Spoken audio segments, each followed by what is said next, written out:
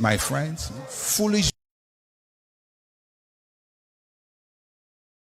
My friends, foolish born again Christians who are believers and not thinkers.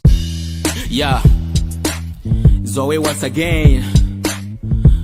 You know, when you're young, you believe everything, but when you grow, you need to question them. These are some questions, very relevant. Don't be offended. Better music.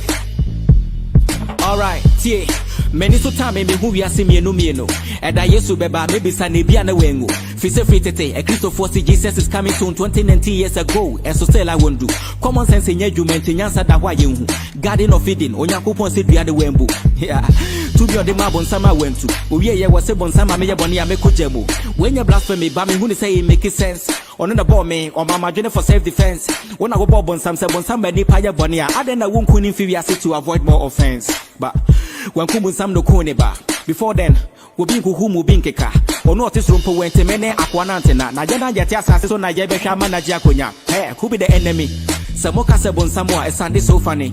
O Christonia uni do munya me sumponi. Na mo bompa ye tututu na bruni make more money. And pabon save your economy, so shut up. Use the common sense. Ye jumade bo wo my nenya with daily bread. Na to we japa dia who fence. O kwa so you one ko wo body na church. Utu yesika de month of for na yire na wekesh. Unyankopon we need bank account. Nyame so pane so bebe kakra ko hwenyanka. Utu ya wo tight, tu ya wo dues, emu dollar pounds. And so make us say you be pound sorry akodi pampa. Without the respect, ya marry asame so nyame o. Unyankopon boy say ye me so me yanho yanho. Enti we ye lawyer nia, we ye doctor nia, we ye teacher nia, di no kure eno ano no. CSF Abraham be Moshe. Na ye ton kanta man ka Ghana antiti say religion ti kamia ye senyansa nya adwuma biemu.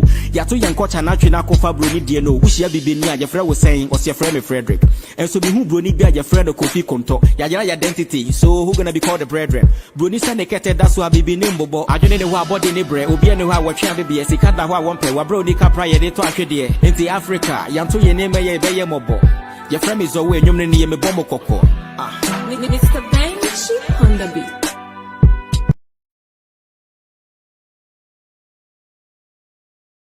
Eye opener on this one. These are the words of a wise man. Nobody carries a heavy burden than he who has evil intentions. Once there's a creation, there must be a creator. God, whose supernatural powers and miracles can only be found in the book, but not in real life, is equal to a God who never existed. Nasajina Nyejuma, body rare. Abraham Ben Moshe, leader of Common Sense family. No size. Wagwan people like.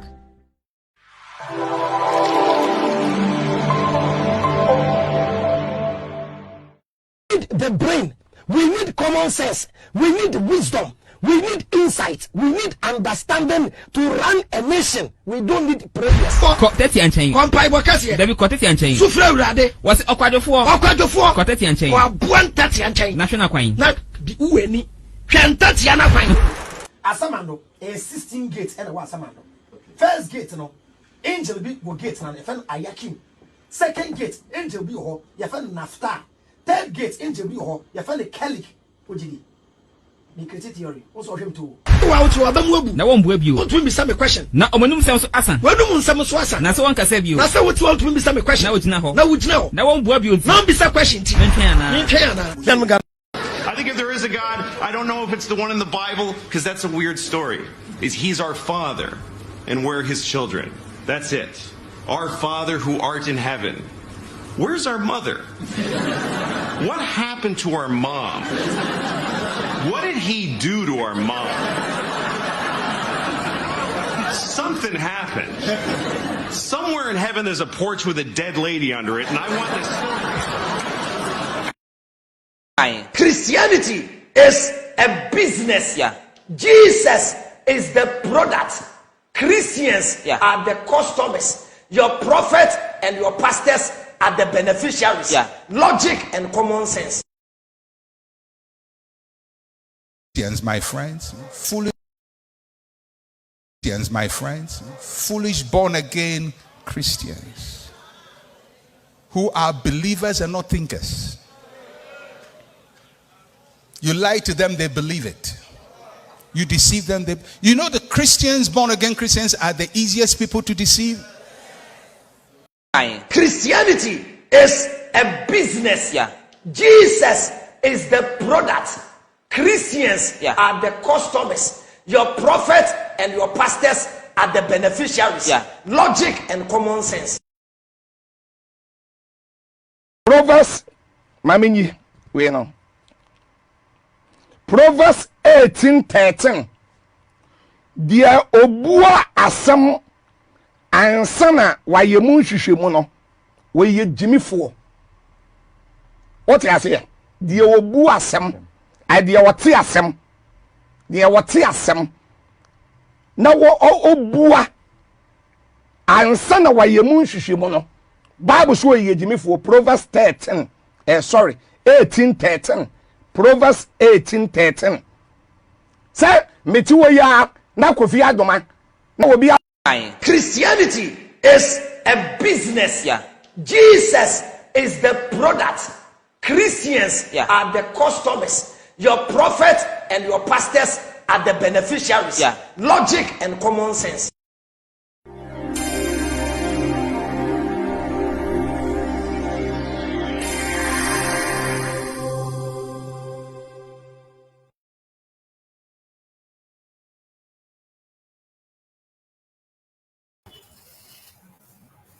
Yo.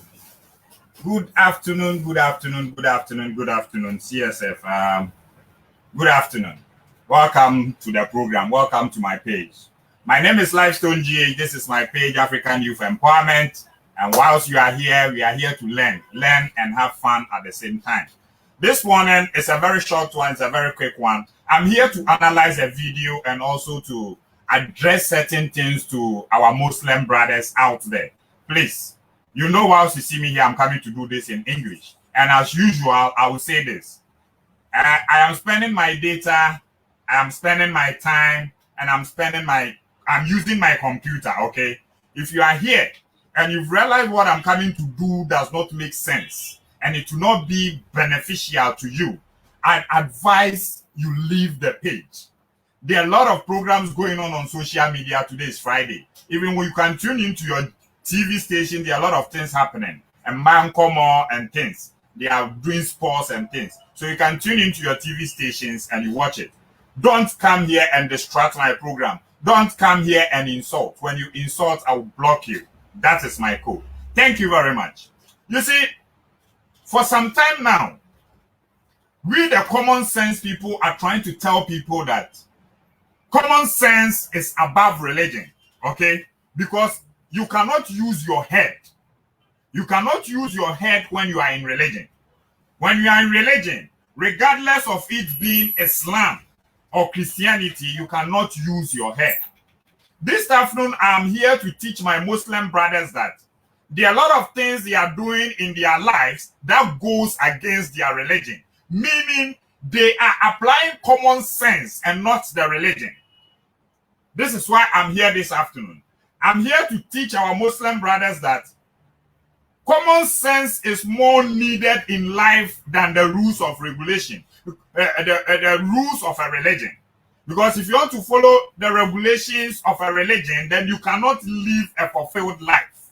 So every time, once a while in life, you have to apply common sense.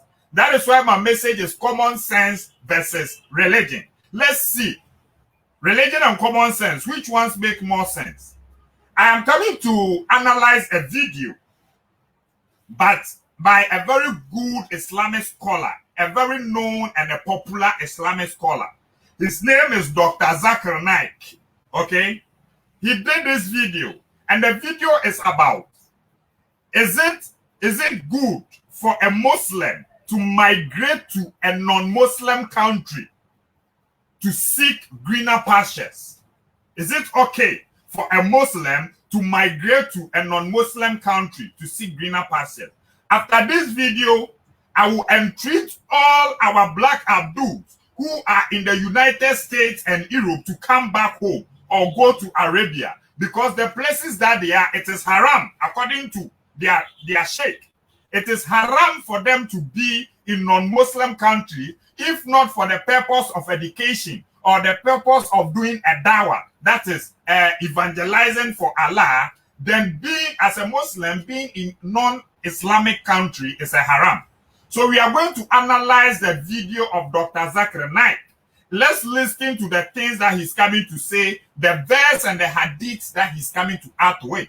And now let's ask our Muslim black Abduls that are they using their common sense or they are following their religion? Because if you are following their religion, then we need to see what exactly you are following is solely the rules of the religion. You cannot do anything that goes contrary to your religion. So let's watch Dr. Zakir Naik as he speaks on common sense versus religion. Let's see Dr. Zakir Naik's idea about a Muslim traveling to a non-Muslim country.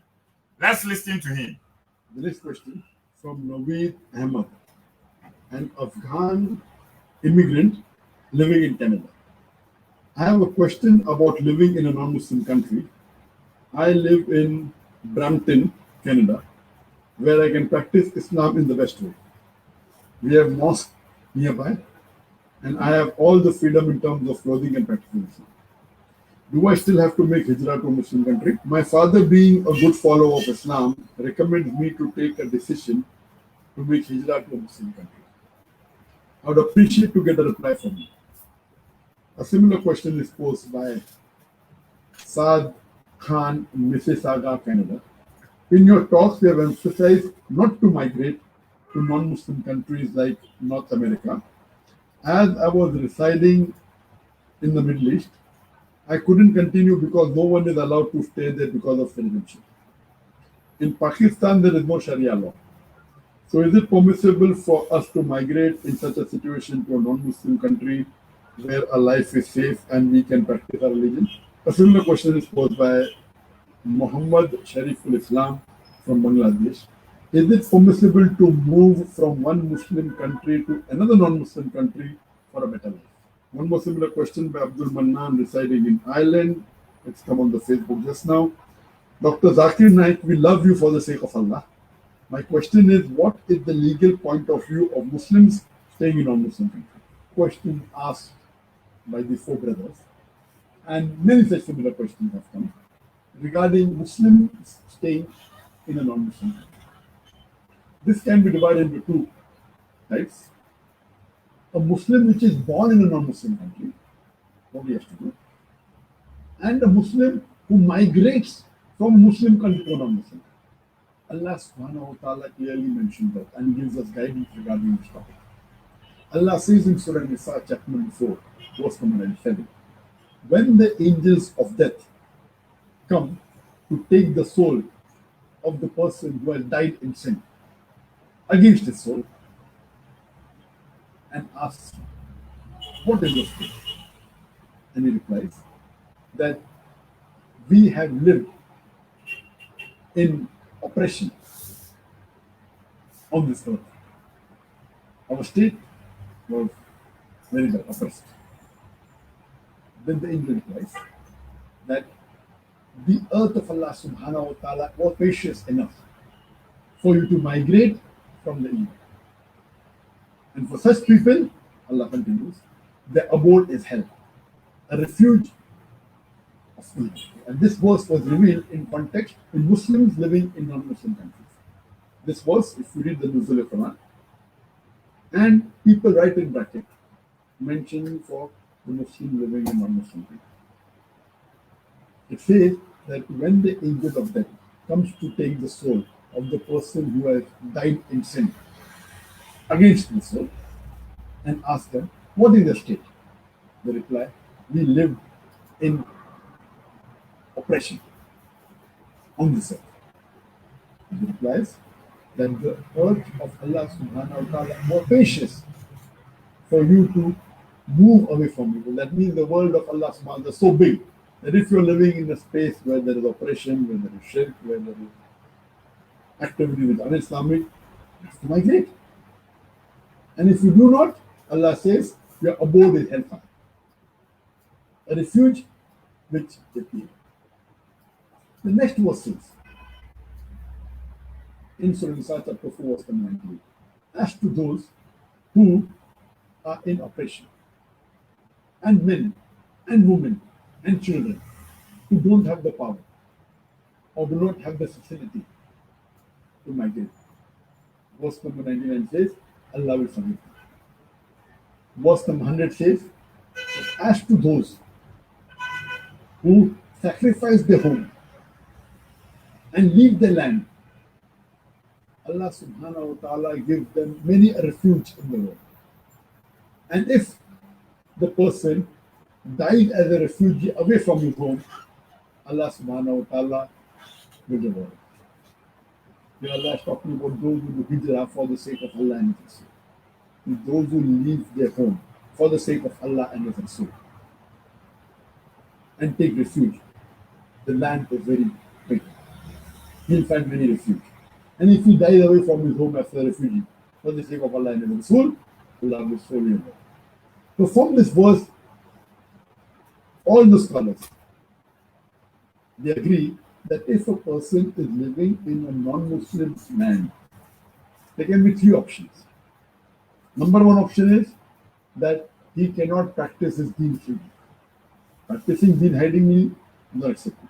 If you cannot practice your deen freely and you cannot call yourselves freely Muslims, then it becomes compulsory for you to migrate. Compulsory. Further, if you are living in a country where you cannot practice your deen freely, cannot call yourself Muslims, cannot do your fara'is, cannot stray from the haram in a non-Muslim country, it becomes fard for you to migrate. Number two, if you can practice your deen very freely, and there is no compulsion on you, you can do all the fara'is, you can stay away from all the haram, then migrating becomes mustahab but not a farad. But then it is mustahab based on the verse of the Quran. So the scholars say, if you are living in a non-Muslim land, where you can call yourself Muslim freely, practice your deen, there is no harassment at all, then migration becomes mustahab but not a farad. And for those people who are weak and do not have the means to migrate, who are oppressed, women, children, don't have the power, don't have the means, for them, if they continue to stay, Allah will forgive them. It is permissible. So these are the three things. Now, coming to the question of can a Muslim migrate from a Muslim country to non-Muslim, that is another question. All the scholars unanimously agree, those who are on the Quran and Sunnah. I know some scholars say no, especially if you go to Western scholars, they say no problem. To migrate from Muslim country to a non-Muslim country, it is haram unless it be for education or for the purpose of dawah. For education purpose, you go, you acquire education, come back, no problem. Or if you go there not as a part-time dai, as a full-time dai to deliver the message, then the scholars say it's haram. But if you just shift from Muslim land to non-Muslim land for a better living, as the question opposed, it is not permitted at all.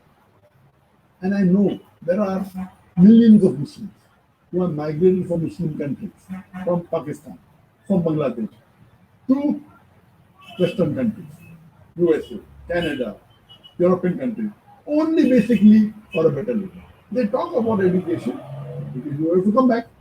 The main purpose is for better living because they can earn more money. This is totally correct. Migrating from a Muslim country to a non-Muslim country for a better living is correct. If you are born in a non-Muslim country, then the options are three. If you can not practice your deen freely, it becomes compulsory to migrate. If you can practice the deen freely, it is mustahab to migrate, not a fard. I know there are many Muslims born in non-Muslim countries. A large percentage of the Muslim Ummah are living in non-Muslim countries. If they're born there and if they can practice the deen freely, according to me, nowadays there are very few countries in the world, non-Muslim countries in the world, where you can actually practice very freely. And that also, in those countries, it will not be totally freely, but to a great extent. And I would agree that amongst the Western countries that are available, Canada would be better than the other Western countries. Canada is much better than USA, is much better than other Western countries in terms for Muslims to live, because at present, you have a Prime Minister, that is Trudeau, who has more care for humanity and who really cares for giving equal right to humanity, unlike the other Prime Ministers of other Western countries like France or USA, etc. So amongst the Western countries, the best of the worst country would be Canada. But coming to the question, what is the reason that Allah subhanahu wa ta'ala has requested women? What is the reason? And our beloved Prophet said, it's mentioned in the Sahih Hadith of Abu Dawud, volume number 3, Hadith number 2645. And this Hadith is mentioned Sayyid Albani.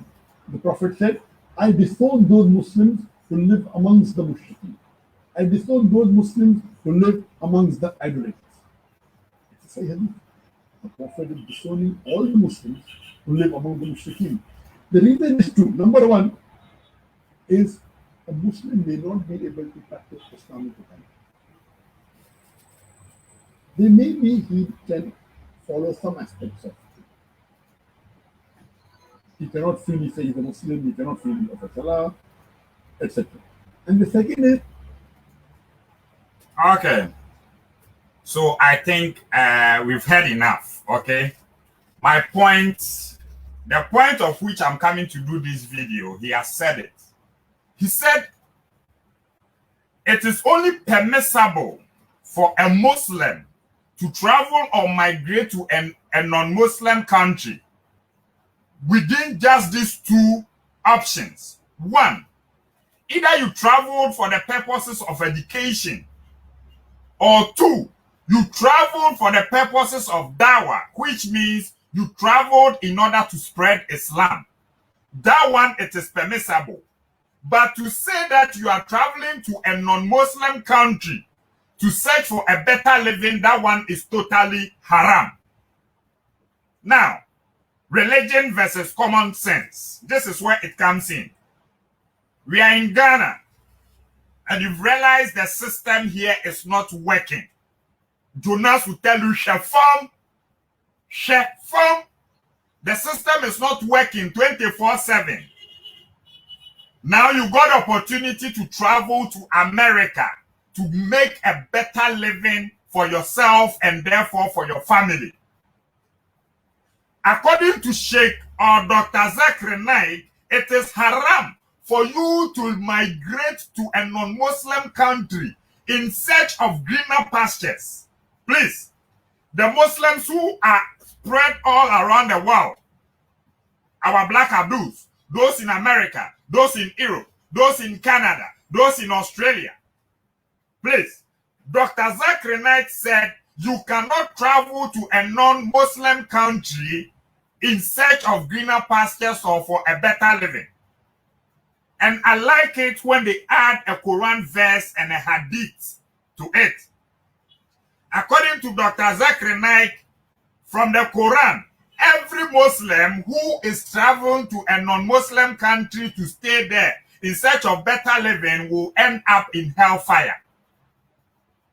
Muslim brothers, this is common sense versus your religion. Common sense is telling you that things are not okay in your country. When you travel to America, you can make a better living. Your religion is telling you it is not permissible. You see, he didn't even, he said it is not permissible for a Muslim to travel to a non-Muslim country in search of better living. You will end up in hell. So what are the verses that he quoted? Let me bring the verse on screen. We all read through the verse so that it's not like Lifestone J said it. He didn't add the verse. This is the verse that he was talking about. That is Quran Surah 4, Ayat 97 to 100. He said, as for those whose souls are taken by the angels at death, while they are in state of unbelief, they will be asked by the angels, what state were you in? They will answer, we were oppressed in the land. And the angels will say, was God's earth large enough for you to migrate? Was not God's earth large enough for you to migrate? This is the question the angel is going to ask them. In case the judgment day comes and they cannot make you to heaven and they are coming to blame where they stay. According to Dr. Zakir Naik, this was why this verse was revealed. I don't want to go and worry myself and go and bring the revelation of this verse. I just want to use his misinterpretation and his meaning that he gave. He said this verse was revealed in cause of that. That in case on Judgment Day, when the angel is going to ask you, why were you in unbelief? The people, they will answer, we were oppressed in the land. And the angels will say, was not God's earth large enough for you to migrate? Their abode will be in hell. And what an evil destination. According to Dr. Zachary Naik, if you are a Muslim and you are living in non-Islamic country, the video is a bit long. He explains why you cannot be there. Dr. Zachary Naik explains why it is not good for a Muslim to be in a non-Muslim country. He gave examples like things that you are going to see with your eye every day are haram. The foods that you are going to eat in those countries can be haram. All these things will turn you as an unbeliever, even though you are a Muslim. All these things are going to make you an unbeliever, even though you are a Muslim. So this is the verse that he used to backtrace his point. Now, he went on with a hadith, which is saying Prophet Muhammad disowned every Muslim that lived in a non-Muslim country.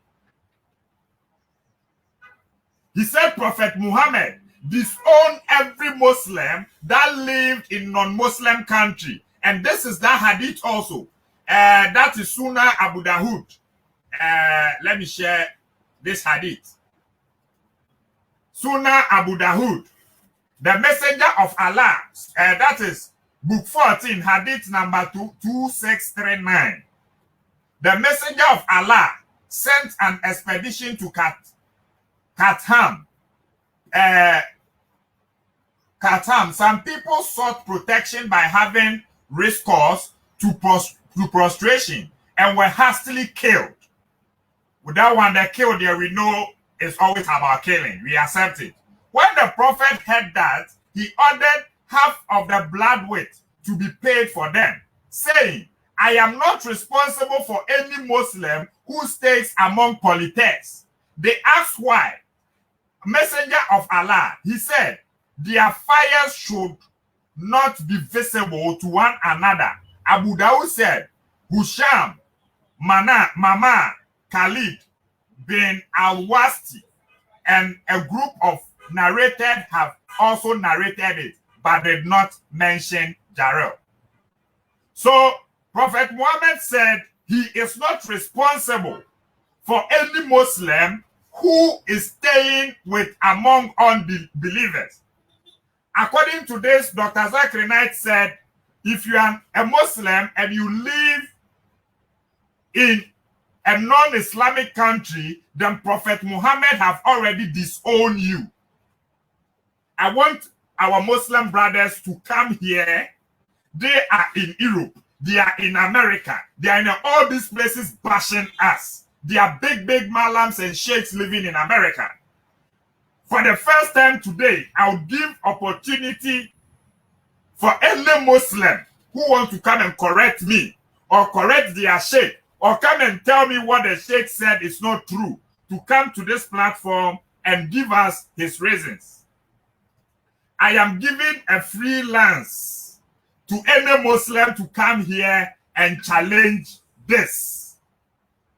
And my people, I don't know if you are free, Sankofa, Chip Chap, and the rest. Please, you can follow the link and join me here. You are my people. Maybe we need to discuss this. Let me paste my link. I'll be with you a second. Thank you. So, Dr. Zachary Naik is saying this.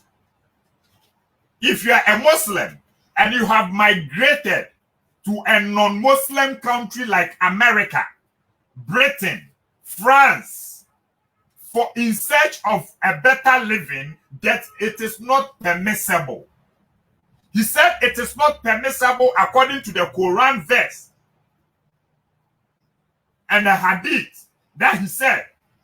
The verse went on to explain that the only people that will be spared are people who are weak or women who do not have a choice. Because if you're a woman You will not have a choice because maybe your husband migrated there, and you will not have a choice than to stay with your husband. For that one, Allah will forgive you. But for your husband, migrating from his country into a non-Muslim country in search of greener pastures is not permissible according to Islam. I entrust or I challenge all the Muslims living in America to come back home or go to Saudi Arabia and stay there. You are in search of greener pastures and it is haram according to your own Islam scholar. According to Dr. Zakir Naik, the only man Muslims believe and trust till today. He said it is not permissible for you to travel to a non-Muslim country in search of greener pastures. I want you guys to come and say, oh, Dr. Zakir Naik is a liar. What he said is not true. What he said is not true. So let's continue with the verse. I want us to continue with the verse. There are a lot of things that were in the verse. Let us continue. I read verse 98. But those who are helpless, men, women, and children, who can neither contrive a plan nor do they know the way. Verse 99. May well hope for the mercy of God. They may well hope for the mercy of God. Allah will grant them grace. Verse 100. Whosoever leaves his country, who lives his country in duty to God, will find many places of refuge and abundance on the earth. And he who leaves his home and becomes an emigrant in the way of God and his messenger, and death overtake him, is sure to receive his reward from God, for God is forgiving and kind. So these are the only conditions that allow a Muslim to migrate to a non-Muslim country. When you are migrating in the cause of Allah, when you are migrating to America in the cause of Allah, what is the cause of Allah? You are in Ghana, you cannot feed your family because the system is not working. The system is not working, and you decided that there are opportunities out there in the world. Let me travel to America so that I can take care of my family. Your religion is telling you it is haram. It is not permissible. So all the Muslims who have traveled to the United States in search of greener pastures, in search of better living, they are going to end up in hellfire. I'm not the one saying it. I am not a printing press. That is why the link is there. I am not a printing press, so you can follow the link and come. I am not a printing press. I'm not the one that wrote it. So please, kindly follow the link. Chip Chap and Sankofa, if you are live, you can join me. I've sent the link. Let me pin the link. Let me pin the link. Let me pin the link.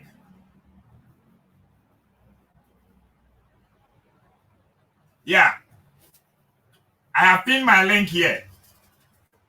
Dr. Zakir Naik said it is not permissible. He said it point blank. Let me go back to the video. He said it is not permissible. It is not permissible. I think somewhere here. A large percentage of the Muslim Ummah are living in non-Muslim countries. If they're born there and if they can practice their deen freely, according to me, nowadays there are very few countries in the world, non-Muslim countries in the world, where you can actually practice very freely. And that also, in those countries, it will not be total freedom, but to a great extent. And I would agree that amongst the Western countries that are available, Canada would be better than the other Western countries. Canada is much better than USA, is much better than other Western countries in terms for a Muslim to live, because at present, you have a prime minister, that is Trudeau, who has more care for humanity and who really cares for giving equal rights to human beings, unlike the other prime ministers of other Western countries like France or US, etc. So amongst the Western countries, the best of the worst countries would be Canada. But coming to the question, what is the reason? Listen, that Allah this man said something here. You see, what is the reason? Anna, he said something here. He said, the best country among the West countries. So all the countries around the world, apart from the countries that are Islamic, this man is saying something. He said the best country among the West countries can be country like Canada, because their prime minister permits freedom of religion. So maybe he can add Ghana, because we also permit freedom of religion. So he's saying the best country out of the West countries, meaning every country that is not an Islamic country, is worse and bad for a Muslim. I'm not the one talking. If you have something, if you have some fight, start looking for Zachary Naik and question him. If you come and fight me for the purposes of this video, I'll not be happy with you. It is your Islamic scholar, it is your sheikh that is saying this. It is your sheikh that is saying this, that unless the country's prime minister has allowed maybe freedom of religion and will not oppress your way of living, then that country is the best of the West countries. Meaning any country that is not an Islamic country is the West country. Where are my Muslims? I want you guys to come here. I need you guys on the show today. I want you people to come here and defend this. Sangota? Yeah, bro. Good.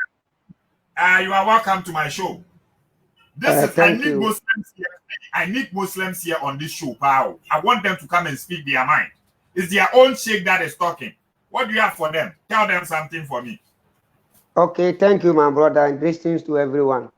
You guys should manage my English. You know, my English is not that good, so you have to manage it. It's not our hometown language. We are just forcing to use it, so don't worry. Go ahead. You know, the first thing is, we've been saying this every day and every time, that when it comes to logic, reasoning, and common sense, these two religions, these two religions, Christianity and Islam, you can never compare them to. You know, this guy called Zach says their group of Islamic, their group of the form of the group they have in Islamic, their side is called Logic Family. And I asked that question the other day: how can you call a Muslim Logic Family? Why you believe in a Quran that a bird has been a soldier before? A bird has been a soldier before. And you believe that this has happened before, and you call yourself a Logic Family. It doesn't tell you. Now, you know, this Islamic belief doesn't make a little bit of sense. Excuse me for my words. It doesn't make a little bit of sense. Just imagine what the Sheikh is saying. Meaning, if you are a Muslim, no matter what you are going through in your country, if it is only that they are fighting against you on your belief, that means you can immigrate from that country to go to any other country so that you can be safe and worship your God. But if your country, you don't have problem, on worshiping your God, you don't need to travel from your country to go to any other country that is not Islamic State. So all the Ghanaians that have been passing through this Mediterranean Sea, who are in Europe, what do you call it? France, Germany, the other countries, America, United States, trying to find a better life for themselves. you guys should be ashamed of yourselves, because you know that your belief. It's not like they should be ashamed of themselves. He said they are going to hell. According to Quran Surah 4, Ayat 97, they are going you know to why hell. I'm saying that, my brother? You know why I'm saying they should be ashamed of themselves? Because they should ashamed of themselves, because they are fighting us, telling people that Islamic doesn't make sense, and they are fighting us that no, Islamic makes sense. Meanwhile, to you, know that Islamic doesn't make sense. That is why you did not obey that law. You did not obey your scholars. You did not obey your prophet. You did not obey your hadith. You did not obey your Quran, because the Quran and the hadith and your scholars are saying that traveling out from your country to go to any other non-Muslim country is a sin in front of Allah. You guys are in Europe. Let me tell you this. No Muslim who cross this Mediterranean Sea enter in Europe here who has never and ever disobeyed the law of Islam, because you will by all means eat pork, and eating pork is a haram in Islam. If you read Quran now, just put this verse on the screen and let's see. Quran Surah 33, ayat number 36. 33, 36, eh? Yeah. 33 verse 36. Okay. Let me share it so that people will see. Share screen. One. It is said that no believing men and women have any choice in a matter after God and his apostle have decided it. Whoever disobeys God and his apostle has clearly lost the way and gone astray. You see? No believing men and women have any choice in a matter after God and his apostle have decided it. So you don't have a choice. So that is a simple. That is why when you read when you read the hadith, the Prophet Muhammad said, any Muslim who is living among the unbelievers, he has already disowned them. He is not responsible for them. So why not follow the rule of Prophet Muhammad?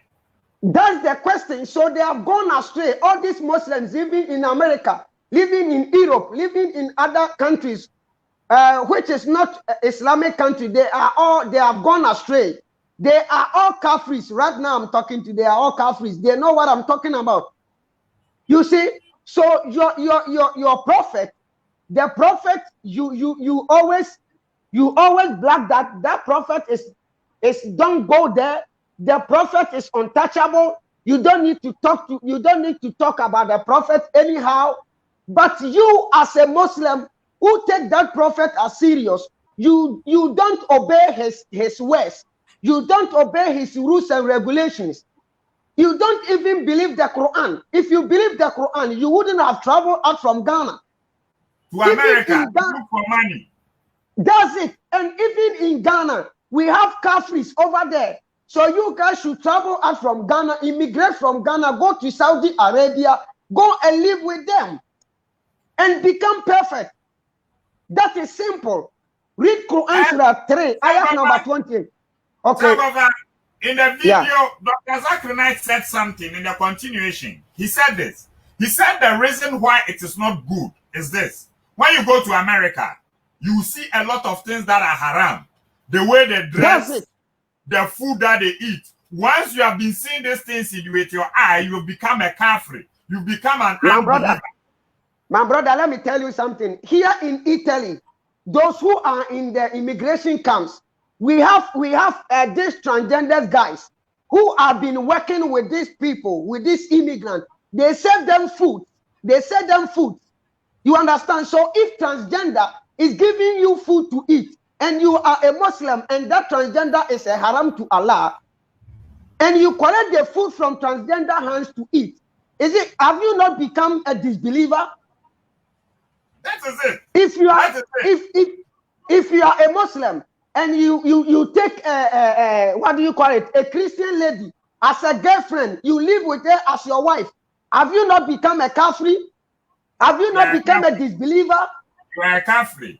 And he said it in a continuation. He said it is because of America. He said 25% of all the Muslim children born in America, they leave their religion. He said 25% of all the children who are Muslims already that were born in America, they leave their religion. That's why it's not good for you to My be brother, inside. they will leave their religion. They will leave their religion.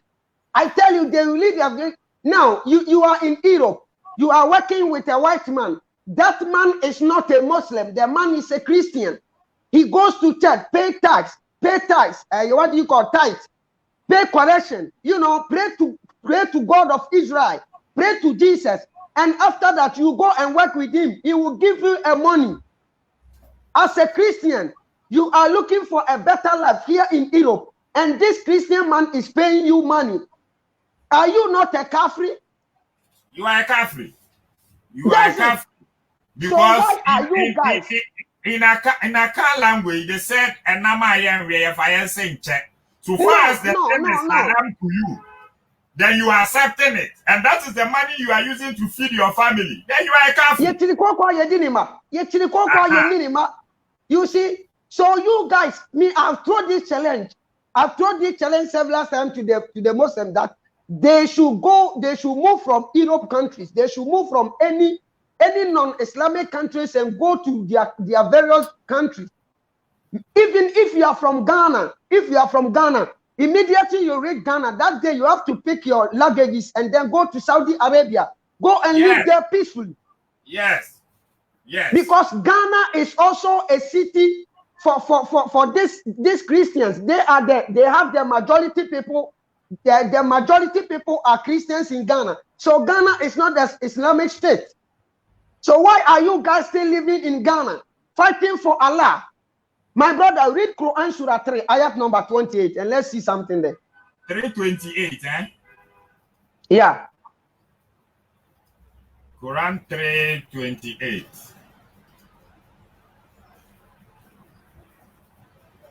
Quran chapter 3, verse 28. Where is 28? Okay. Let me share so that people can see. Those who believe should not take unbelievers as their friends in preferences to those who believe, and whoever does so should have no expectation of God, unless to safeguard yourself against them.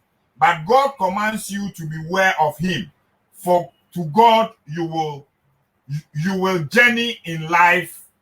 Well, let's continue. To God you will journey in the end. You will journey in the end. To God you will journey in the end. So this thing says that those who believe should not take unbelievers as their friends in the preference to those who believe.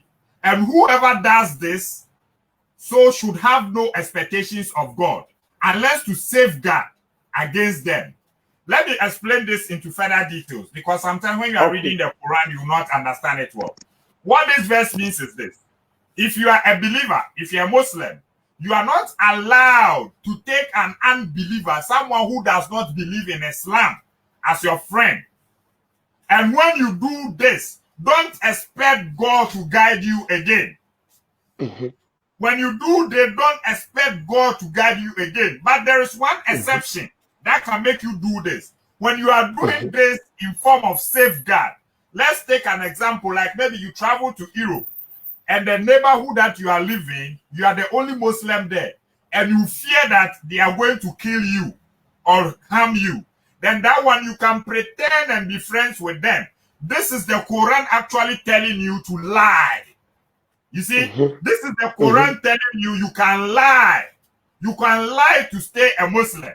So when you get to places that you think your life is in danger, I am explaining that because I already know the explanation of this verse. That is why I'm explaining. That's it. It's telling you when you get to a place that you think your life is in danger. For that one there, you can take unbelievers as your friend. You can pretend. And there are other explanations today that tell you, love them physically. doth not with your heart. Meaning you can only love them. The love that you give to them should be physical, not within your heart. So deep inside your heart, you know you don't love them. But you don't love them. You can pretend to love them so in order to secure yourself.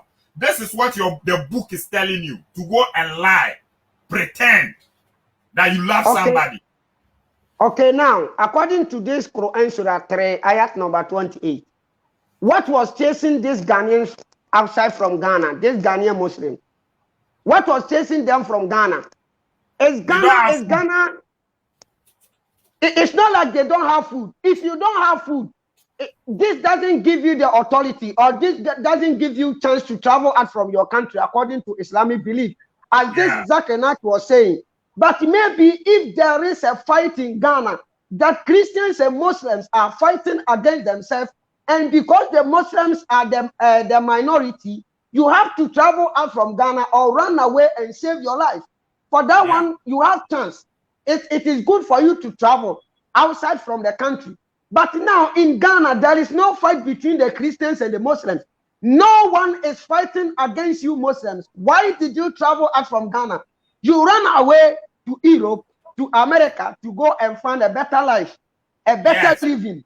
And according to Dr. Zakir Naik, it's a haram. It is not permissible. It's a haram for any Muslim. He said it is not permissible. I don't know. Maybe I should play the video for people. He said it is not permissible. It is not permissible. My brother, and that is true. That is what Zakir Naik is saying. You know, he's saying it according to the rules of Islam, and that is what exactly the Islamic teachings is. Because you don't have to friend them. The non-believers don't have to be your friend. Immediately you travel out from your country, or you travel out from Islamic state to go to this Christian state or any non-Muslim country, you will by all means friend the disbelievers. They will become your friends. Automatically, they will become your friends. You will work with them. You will live with them. You will eat with them. You will sleep with them. You will do everything with them. You will even go to the same toilet with the same place. You go to toilet with them. So you have become, you are disobeying the laws and the rules of Islamic. The rules and the regulations of Allah. You have disobeyed it. So I wonder, you see this guy who is living at America, that do a program with Nana Siedu Dako, and he was saying, he was like, in Nima, we don't need we don't need development in Nima, yeah. I don't know why it's in America. Development. Why are you in America? You are living a better life in America, driving big cars. You see, feeling better in America. But America is a Kafir state. America is non-Islamic state. The other day, this guy, Jabel Abdallah, he called me when I finished doing one of my programs. I forget.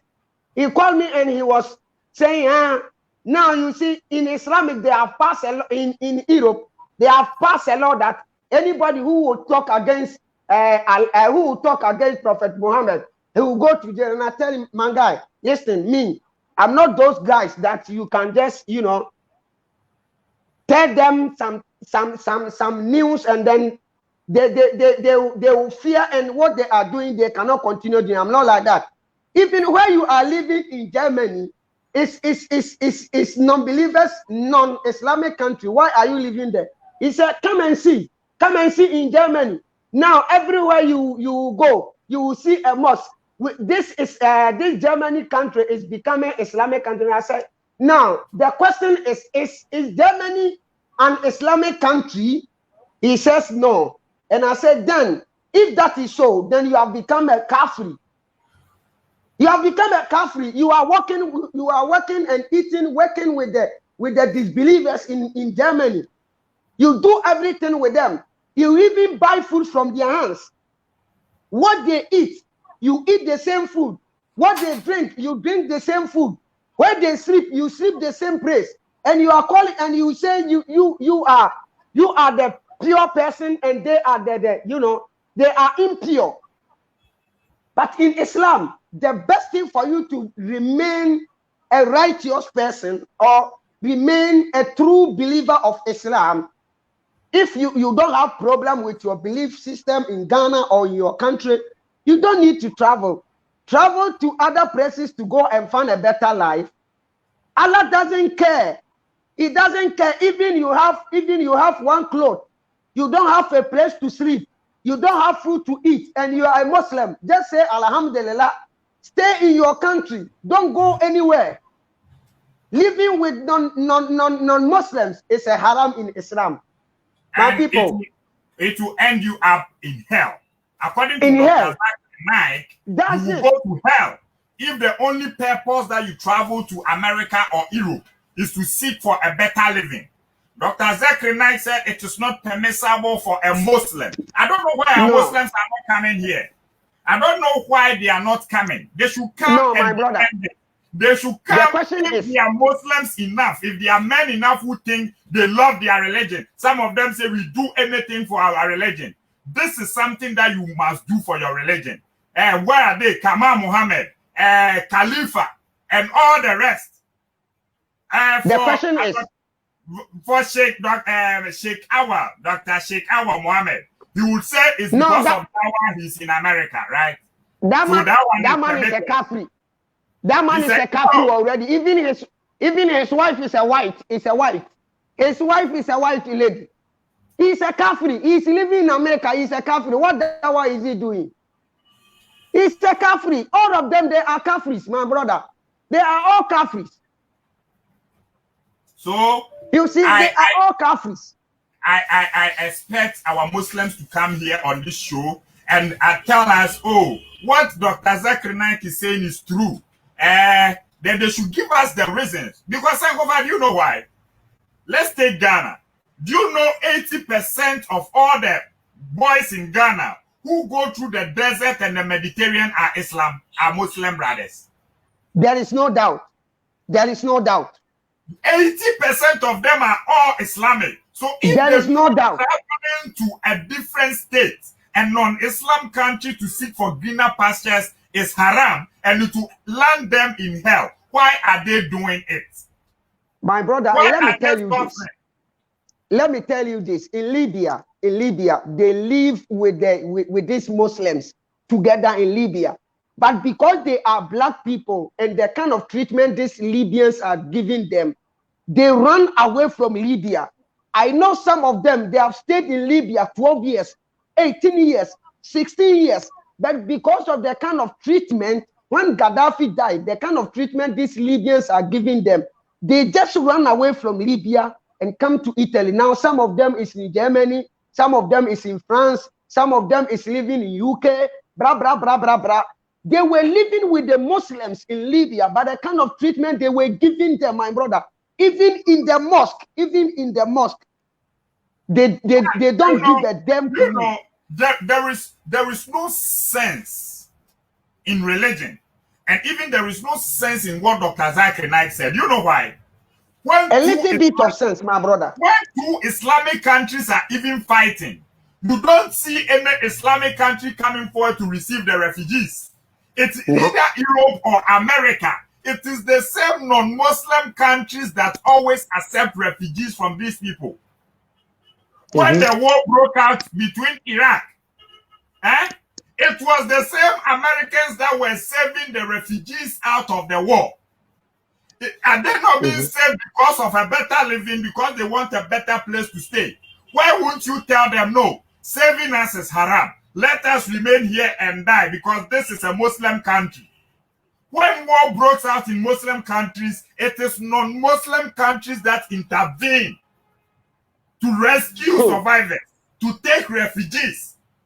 Look at when you pass on the desert, when you pass on the Mediterranean, when you are washed offshore, unless you are lucky and you meet an Italian ship. When you meet the Muslims, they will kill you in the water. My brother, these Muslims, let me tell you something. They will not accept you. My brother, let me tell you this. Even these Muslims, these Libyan Muslims, they will push you. They will do everything for you to cross the sea. But when you travel some hours and your boat, gets spoiled, and you want to come back and you call these Libyans, they will come and rescue you, but immediately they will get you, they will catch you guys, they will put you into prison and then request money from you guys again before they will release you from prison. But these Europeans, they will save us, bring us in their country. They will give us shelter, food, everything. They will give us even documents to work. They will give it to us freely. Where you will sleep, what you will eat, what you will wear, the documents you use to work, you will get it freely without paying even a penny. You won't pay it.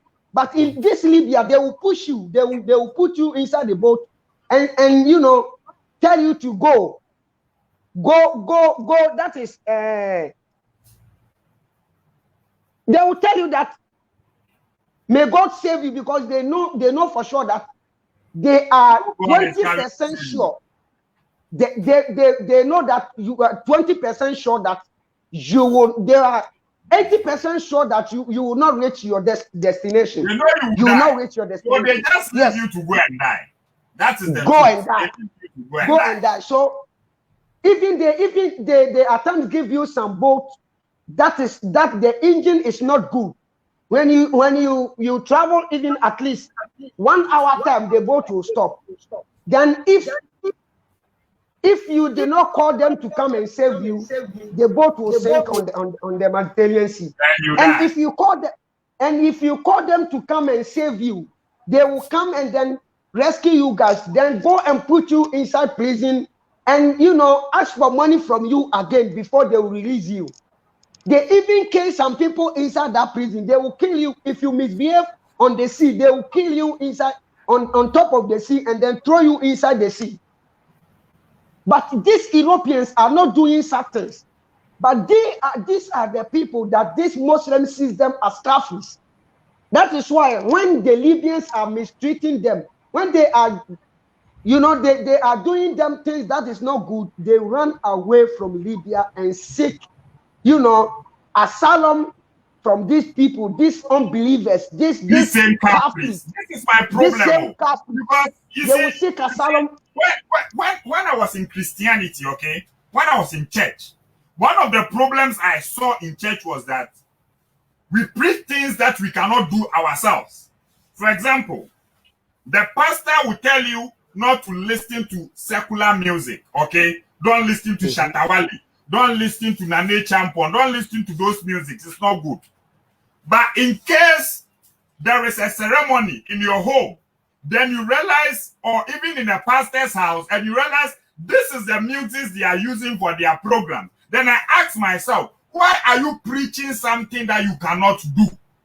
So Muslim, if you know that traveling to America will land you up in hell, according to your religion, if you travel to a non-Muslim country, you will end up in hell. Allah will send you straight to hell. And it is not permissible, it is haram. Why worry yourself to travel?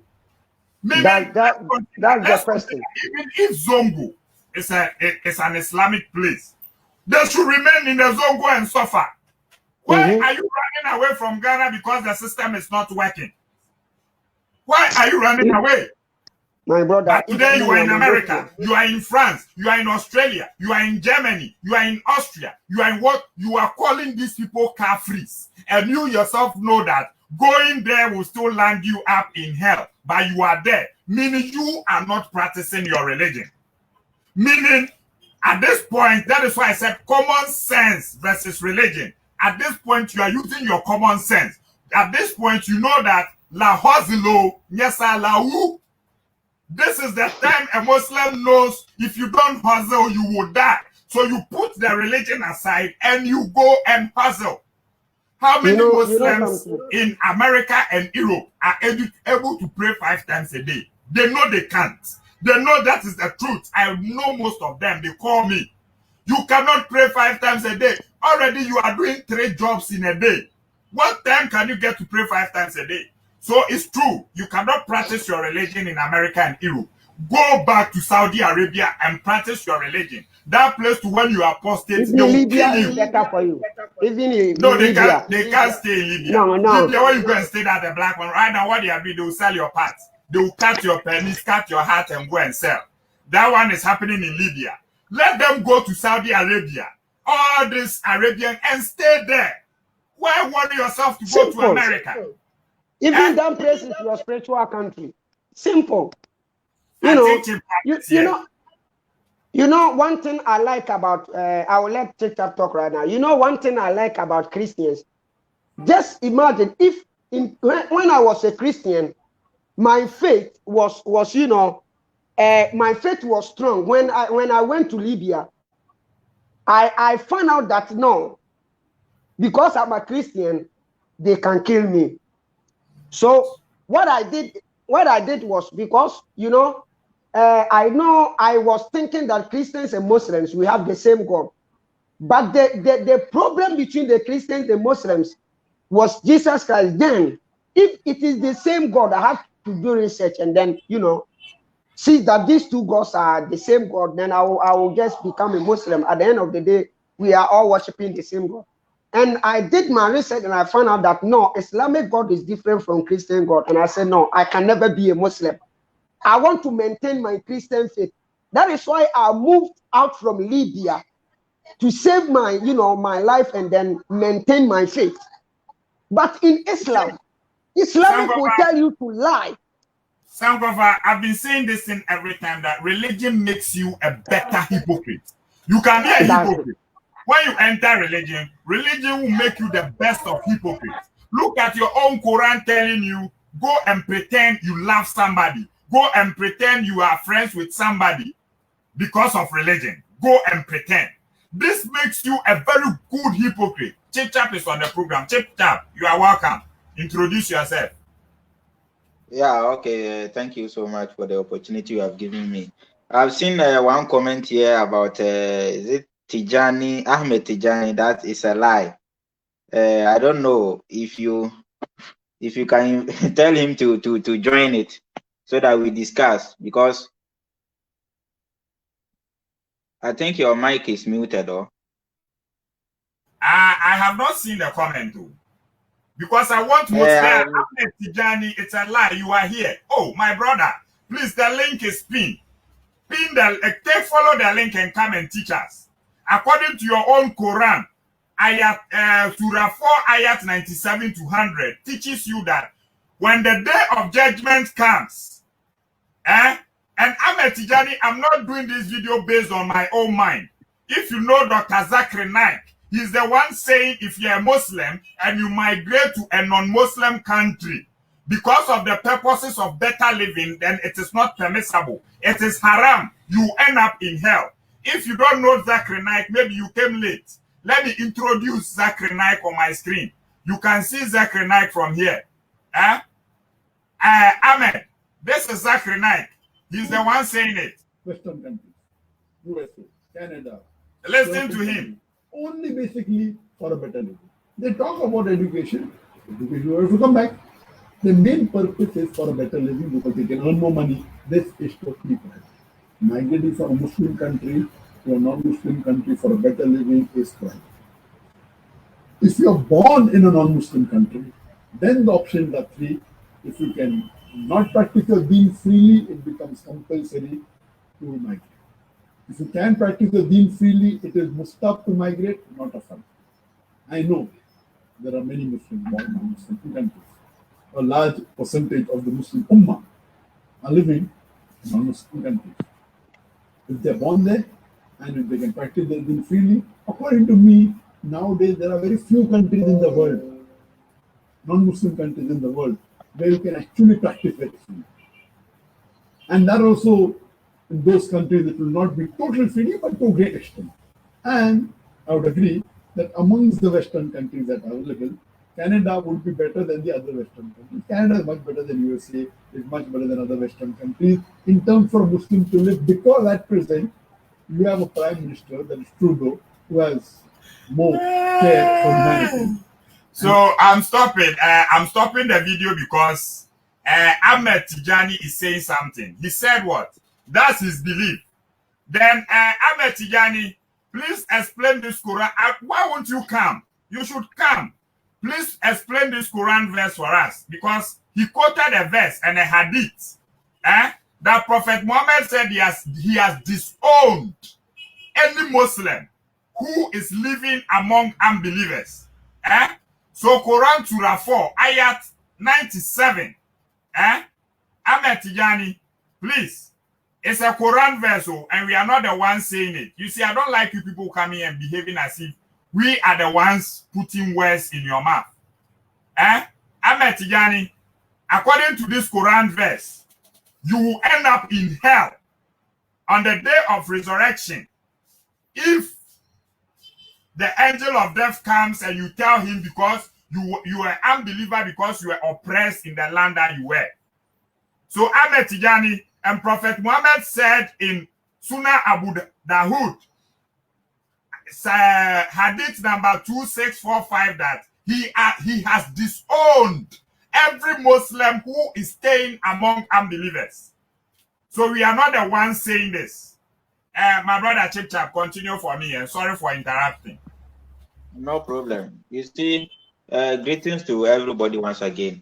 You see, when Dr. Zakir Naik was talking, Ahmed Tijani quickly said that that's his opinion. Meanwhile, he was quoting the Quran and the Hadith. You see, if something doesn't make sense, now they will quickly just tell you that that's their opinion. If you want to know the real Muslims, Dr. Zakir Naik is one of the real Muslims, because they do everything according to what the Quran and the Hadith is telling them. But all these Ahmed Tijani and these are Muslims now, they know that many things doesn't make sense. So they will not go according to it. If you disprove them, if you tell them, they will never accept. Even this traveling to a non-Muslim country, every Muslim knows. Every Muslim, they know. But they are pretending. Any travel, any migration a Muslim want to make, that's what you early said. You have to migrate in the cause of Allah and his apostle. That's the only option you have to migrate. Other than that, you are migrating in your own interest, which Allah is not even aware. Allah doesn't even like that. So if you are traveling, you have to travel to go and do dawah or for that education, not to go and make good life. So in Ghana, even in Ghana at first, it will be difficult for a Muslim to allow their children to even travel to abroad. It's now that they've begun to know that no, you have to let them travel to go and make something. If not, at first, it was difficult because they know that when they travel, the possibility for them to become disbelievers, to become kafir, is very high. So they will never allow them to go. Now, even there are Muslims who are in Italy here, who are in abroad. Sorry for interruption. I think that Tijani says invite him. Just tell him to follow the link. Ahmed Tijani, the link is there. Follow the link and come. What we are saying, we are not the ones saying it. It is Zakir Naik. So unless you are here and you are telling us Dr. Zakir Naik is a liar, then you end the video. If you are here and you think Dr. Zakir Naik is a liar, then you end the video. We are not the ones saying it. It's Dr. Zakir Naik. So the link is pinned down there. Follow the link and you can join us here, okay? Please follow the link as Chip-Chap continue. Yeah, because there was one hadith here narrated by Bukhari and even Muslim. He said, the Prophet said, whoever migrates for the sake of Allah and his messenger, then his migration is for Allah and his messenger, which means it is accepted. And whoever migrates for the sake of worldly gain or for the sake of a woman, which means to marry her, then his migration is for his own sake.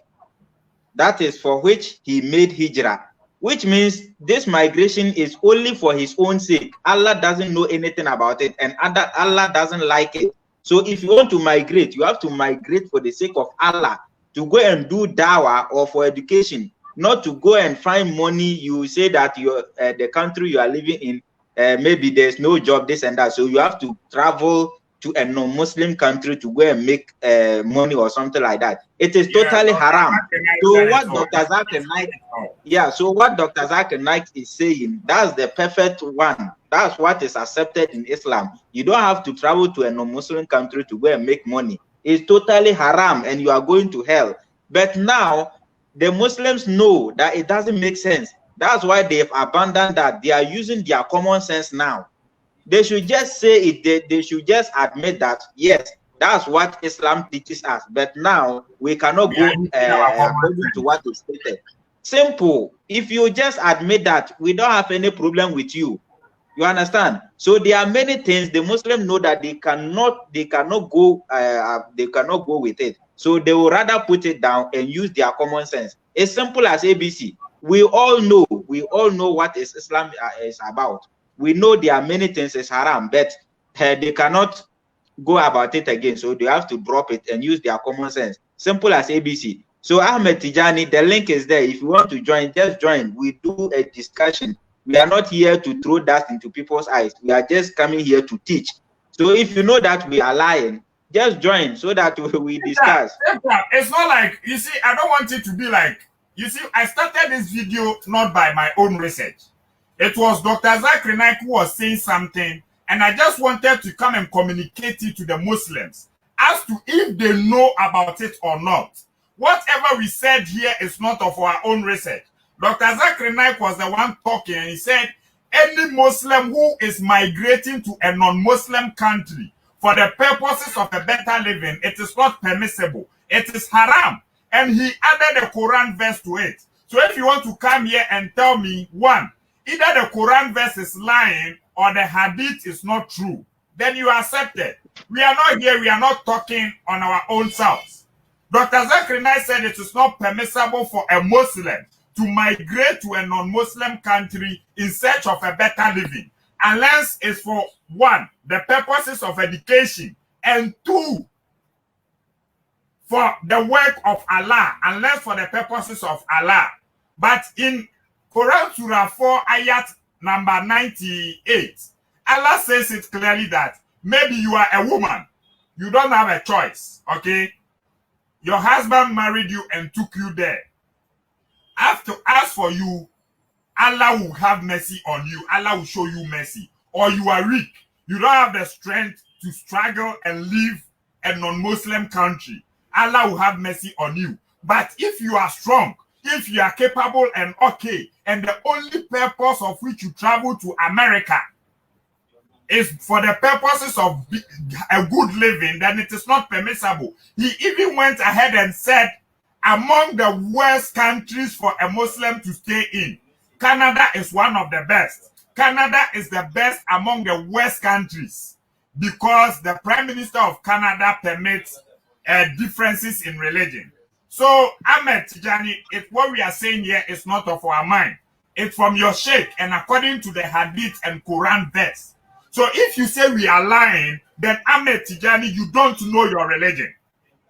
Ahmed Tijani, follow the link, come here and explain the Quran Surah 4 ayat number 97 for us. Then it's rather like you don't know anything in the religion, so you are just following the religion as a Muslim. They know, but they just want to lie. You see what he has written now? He said there's no Muslim or a non-Muslim country, which is a lie. Saudi Arabia is a Muslim country. They are using Sharia law. There's no freedom of worship. If you are a Christian, you cannot go to Saudi Arabia and go and build your church and start preaching for Christ. They will kill you. So Saudi Arabia is a Muslim country. What are you telling me that there's no Muslim country? What are you saying? What do you want to tell us? Saudi Arabia is a Muslim country. I don't know why he cannot come. He should come. I don't know. He should come here. Why are you? It's like he's hiding at the background. You should come. Show your face and come and teach us. There are no Muslims and no Muslim countries. I think, Ahmed Tijani, you are telling us you have more wisdom, you have more knowledge than Dr. Zakir Naik in Islam. So please follow the link and come and teach us. Sam Kofa is here, we want to learn. Chip Chap, even though he's an ex-Muslim, his brain is far open, he wants more knowledge. So you can come and teach us. That is what we want. Don't stay in the comment section and start that's how they are. else rather than coming here again, I'll block you. I'm saying it. That's the best thing. That's the best thing they can do. They will just be behind it and be typing because of common sense. Even UTI Dawa rejected the tafsir on something. Seto Kwabna show something. Seto Kwabna asked him a question. Even prove it from the tafsir. But UT Dawa said he doesn't believe in the tafsir. So because of common sense, they will rather reject many things. Why are you typing that Saudi Arabia is not a Muslim country? They are using Sharia. There's no freedom of worship. This and that. They know, but they prefer to lie. If you know what we are saying, we are lying. Just follow the link. Join. He said, "What? I've been to Saudi. I've been to Saudi. I'm here in America." Hey, you being in America is haram. That's what we are. Say you being in America in haram. It's haram. You are in America. Eh? You see, I even know there are many Muslims. There are many Muslims where during Ramadan they cannot even go out. Do you know why? Because if they go out, they will see some things which is haram. Because in America, in Europe, all these places, you can just put in any dress that you like. So especially during the summertime, the women, they dress anyhow. You see their breasts, you see their thighs, which is haram. So there are many Muslims during Ramadan, they can never come out. They will be in their rooms, because when they do Ramadan and they come out to see women breasts, to see women thighs, their Ramadan is cost 90.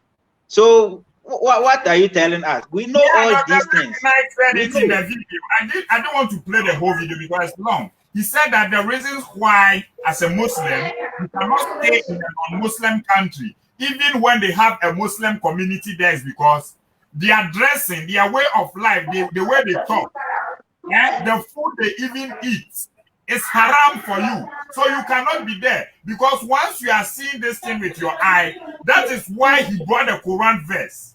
Let's Ahmed Tijani.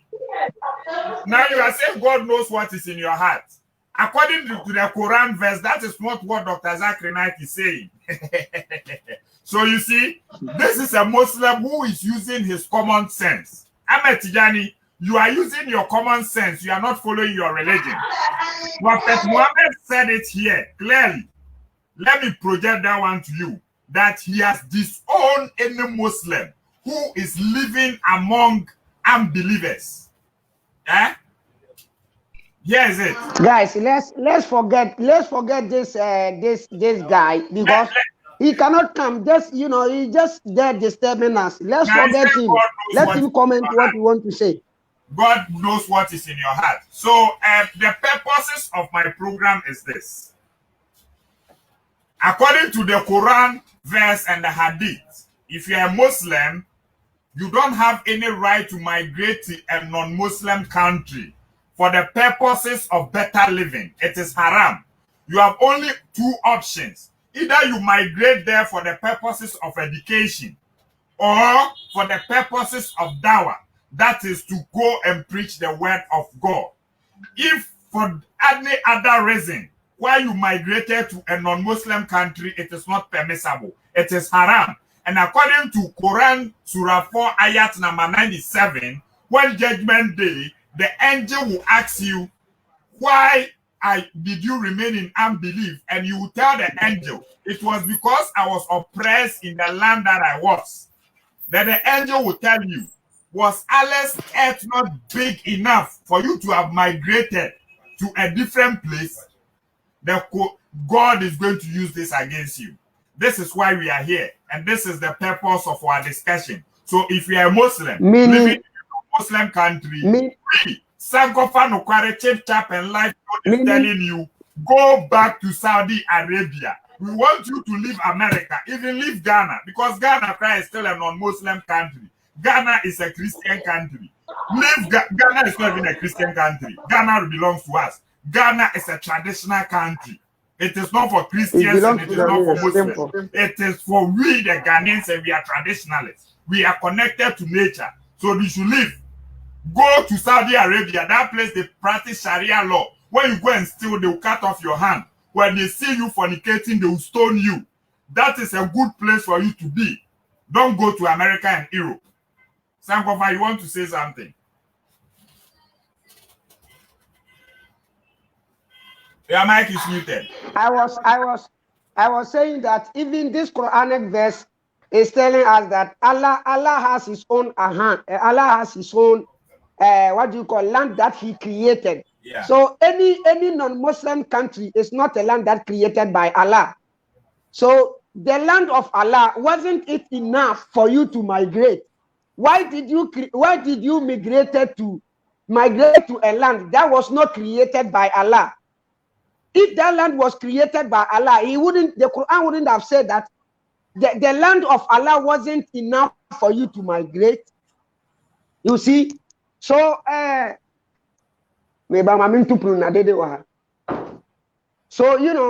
so what we are trying to tell our people is that we don't hate you as a Muslim, but we are trying to tell you the truth. And the truth always. What we are doing today, Christ, is good. We just want you to follow your religion and set example to us. Follow your religion and give us a good example. You understand? But if I see you are a Muslim, you are doing something that goes contrary to your religion. Last time, a Muslim told me, as for we Muslims, we kill, we insult, we do everything for our religion. Everything. I think this topic should be part of your Saturday's program. You should add it. Yes. Part of this topic, I will treat it in P separate. I will treat it in P separate. This topic. I will do it. It's part of the rituals. A Muslim is not supposed to travel to a non-Muslim country. It's a ritual. Remain in an Islamic country. You see, we are here to teach you to be better Muslims. Chip Chap is here. We are teaching you to be good Muslims. Leave America. We are fighting for visa. Leave America so that some people can go. Even work is not here in Europe. Right now there is no work. So if you guys come out from here, this chance it will be a big chance for us to get work to do. Go to Ghana. You don't need a better life. Why are you in search of better life as a Muslim? Why? What is your worry? Dr. Zakir said in the video that there are about 3 to 5 million Muslims in America. Let's just imagine if all these people should leave America, the job opportunity that will be in America. It will be more jobs. So I tell you, they should. We are praying that our Allah will touch their hearts, and then they will obey Allah and His Messenger, and then go to Ghana or go to Saudi Arabia, so that these foreign countries will be free for us. We know. All these people, I don't like them for what they are doing. We are doing a program. We have open free gate. You can just join. Tell us that what we are saying, what Dr. Zakir Naik is saying, what the Hadith or the Quran is saying. This is how it is. Just explain to us. You don't want to join. You are still there typing. We don't know what we are saying. If we don't know what you are saying, what is preventing you from not joining? I don't even know. Don't worry yourself. When he comes here, he cannot even quote a single Quranic verse. As we did, he cannot quote any single Quranic verse. You see, I think we have get another guest. He said, I have a freedom of religion in America, just like in Saudi. There's no freedom of religion in Saudi, my brother Tijani. There's no freedom of religion. Oh no. People are too. You are welcome to There's no freedom of religion in Saudi. Yeah, thank you. I don't know.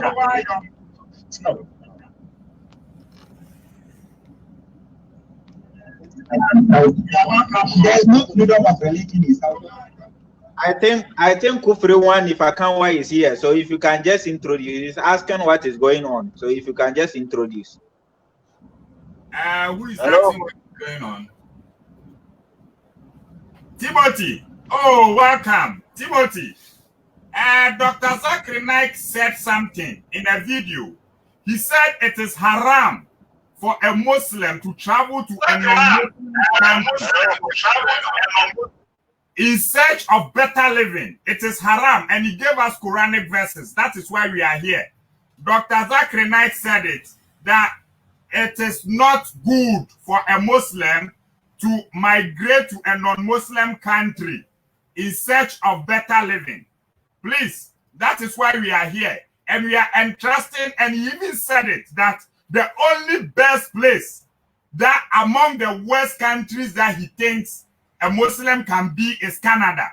Apart from Canada, not America, not France, not anywhere in Europe. It is haram for you to travel in search of greener pastures. That is why we are here. Many are refuge in the world. And if the person dies as a refugee away from his home, Allah subhanahu wa ta'ala will reward him. Here Allah is talking about those who do hijrah for the sake of Allah and His Rasul. With those who leave their home for the sake of Allah and His Rasul and take refuge. The land is very big. He'll find many refuge. And if he dies away from his home as a refugee for the sake of Allah and His Rasul, Allah will surely reward him. So from this verse, all the scholars, they agree that if a person is living in a non-Muslim land, there can be three options. Number one option is that he cannot practice his deen freely. Practicing deen hiding is not acceptable. If you cannot practice your deen freely and you cannot call yourself freely Muslims, then it becomes compulsory for you to migrate. Compulsory. Further. If you are living in a country where you cannot practice your deen freely, cannot call yourself Muslim, cannot do your farais, cannot stay from the haram in a non-Muslim country, it becomes fard for you to migrate. Number two, if you can practice your deen very freely, and there is no compulsion on you, you can do all the farais, you can stay away from all the haram, then migrating becomes mustahab but not a fard. But there is a mustahab based on the verse of the Quran. So the scholars say, if you are living in a non-Muslim land, where you can call yourself Muslim freely, practice your deen, there is no harassment at all, then migration becomes mustahab but not a fard. And for those people who are weak and do not have the means to migrate, who are oppressed, women, children, don't have the power, don't have the means, for them, if they continue to stay, Allah will forgive them. It is permissible. So these are the three things. Now, coming to the question of can a Muslim migrate from a Muslim country to non-Muslim, that is another question. All the scholars unanimously agree, those who are on the Quran and Sunnah. I know some scholars say allowed, especially if you go to Western scholars, they say no problem. To migrate from Muslim country to a non-Muslim country, it is haram unless it is for education or for the purpose of dawah. For education purpose, you go, you acquire education, come back, no problem. Or if you go there not as a part-time dai, as a full-time dai to deliver the message, then the scholars say it's permissible. But if you just shift from Muslim land to a non-Muslim land for a better living, as the question posed, it is not permitted at all. Okay, Timothy, this is what Dr. Zakir Naik said. If you travel to a non-Muslim country with the purposes of a better living, it is not permitted. Please, he went on in the video and said, even America is not good for a Muslim to stay. The only country he chose among the West of countries is Canada. So our Muslim brothers that are living in America, Germany, Europe, Timothy said he's right. So what about those who live in America? It's not permissible because they have migrated for the purposes of better living. So should they come back home? I know Timothy was going to support him because I know that Timothy he doesn't joke with his belief. I know he was going to support him. Timothy, he went on, he gave a Quranic verse that said all these people are going to land up in hell. And Prophet Muhammad said he has disowned any Muslim who is living among unbelievers. So he's right. So what all our Muslim brothers that are going through the Mediterranean, going through the desert to get to Europe, I think they are all ending up in hell. because they are not going there for the purpose of education or dawah. They are going there to see greener pastures. And according to your Quran and Dr. Zakir Naik and Hadith, it is haram. So Timothy, thank you for saying he's right. Let me say one thing. Yeah. Please. I want to tell Mr. Kufrinwa that he should tell his father, Sheikh Awad Mohammed, to come back to Africa. Because, what do you call it? Ali said he's a scientist. In America, he's a scientist. He's not in America for dawah, but rather he studies science. So tell Sheikh Awad Mohammed to come back because he's even if he is coming to Africa, it should come well, because Ghana is not a Muslim country. Ghana is not a Muslim country. Where is he coming? He should go to Saudi Arabia or Afghanistan, Pakistan. He should go there. Syria. People are too. Your this man is not in our talk. We are listening. You know what? They should go to Syria. This is Islamic country. Syria. America, you are going to go to hell. They are going to go to hell in America. Syria, Libya. Islam, 72 virgins. I'm greeting everyone. Yeah, you see, if you think about all these things, so this so-called God who created me and you, this big universe which is even still going on, billions of planets, he cannot. So he have to divide people. So if your mother is a Muslim, people are too. I'm coming. Timothy said we are misinterpreting him. How did we misinterpret what he said? Tell him to join the program. Simple. Deliver the message. Then the simple. Timothy should join land to non-Muslim land for a better living, as the question of course, it is not permitted at all. Timothy, did you hear him? There are millions of Please, Muslims let me go who back. are migrated from Muslim country. So if you go to Listen. Western scholars, they say no problem. To migrate from Muslim country to a non-Muslim country, it is haram unless it is for education or for the purpose of dawah. For education purpose, you go, you acquire education, come back, no problem. Or if you go there not as a part-time dai, as a full-time dai to deliver the message, then the scholars say it's permission. But if you just shift from Muslim land to a non-Muslim land for a better living, as the question opposed, it is not permitted at all. So, Timothy, why am I misinterpreting him? Why did I misinterpret what he said? Please, he's speaking English. So this is not Arabic that you tell me I don't understand. He's speaking complete English. Where did I misinterpret? Okay, our brother Timothy is here. I think he's coming to show me where we misinterpreted what Dr. Zakir. So people are too. Let's welcome Timothy to the show. Bro Timothy, let me stop sharing my screen for now so that I can add you. Okay. Okay. Yeah, you are welcome. You just heard what he said. How am I misinterpreting him? I can't see anything from my side. I'm only seeing myself. I don't know what is going on. Can you see me? Don't worry, we can see you loud and clear, so go on. Okay. Let me leave and come back, because I want you to play the video again, then I'll tell you where you misinterpreted him. You understand? Because I can't say anything right now. But Timothy, we started playing video the video is long, okay? I know. No, I only want you to play that part because you just played it before I just joined the program. You understand me? So should I play it so that you can hear it right now? Yeah, let me leave and come back because I can't see anything on my screen right now. Yo, I hear. Mr. John. Let's wait for the English teacher. Yeah, let's wait for the English teacher. Yes, brother.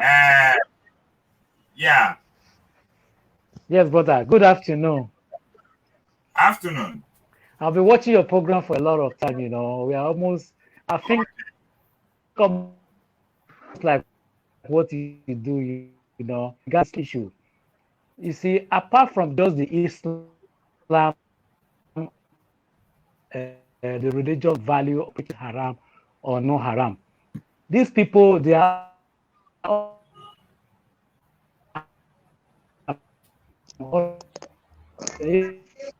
Like the network is not good at all. Oh, your network is very bad. Mr. J, I think you need to go and come back. Your network is very bad. Very bad. Very bad. So, okay, Timothy is back here. Yeah. Or is it my network or people's network? Can you hear now? Yeah, we can hear you now. Okay. First of all, if you have to look at their religion value based on what they believe in and what they doesn't believe in. First of all, let's just go from the medication. The medication they are into.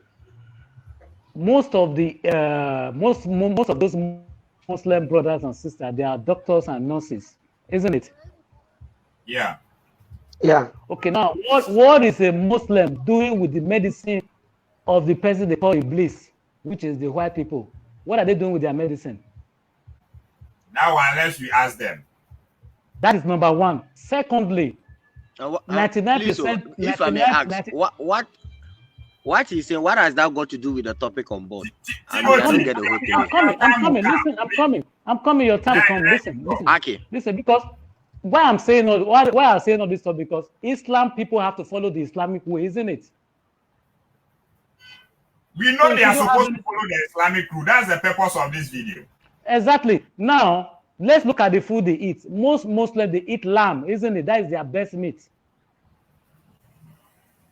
It's lamb. It's their best meat. Where did lamb come from? Did the Muslim know that? Lamb is a hybrid animal. It's not even made by God. It's from Germany. Even the cow, they are made in Germany. So what are they talking about religion? All the food, Arabia doesn't even have food. Saudi Arabia is a desert. Nothing grows there naturally. So where did their food come from? You have to come from Europe. The wheat they eat is made in Germany. So they don't even know what the religion they are talking about. They don't know, because when people, when those imams lie to them and they believe in it, they don't think with their head. They just accept it with their heart and say, oh, I love God so much. But if you look at their diet every day, the food they consume every day is not even made by God. So they are, in fact, all of them, they are all sinners. Both the Christian and the Muslims. They don't even know what they are preaching. They don't preach. They don't practice what they preach. They don't. Thank you, my brother. Look at all the pastors. Look at their stomach with big stomach. After eating poison, they will say, God ministered to them. God showed them the way. God spoke to them. How can God spoke to you when you don't even take the medicine or the food that God made itself? How can God speak to you? How possible is that? That is why we are here. We are here to teach them how to practice their religion better. Because when I see anything in your religion that you are not doing, then I need to question you and ask why you are not doing it. So I will ask you another. I will talk about it. Listen, 1 minute. I was a Muslim for about 7 years. I used to be a Christian. I was a Christian. Being a Christian, I was eating pork and rice and all those things, which is very bad. And I became a Muslim, eating lamb, which is 1,000 times worse than the pork. We contain ostrich.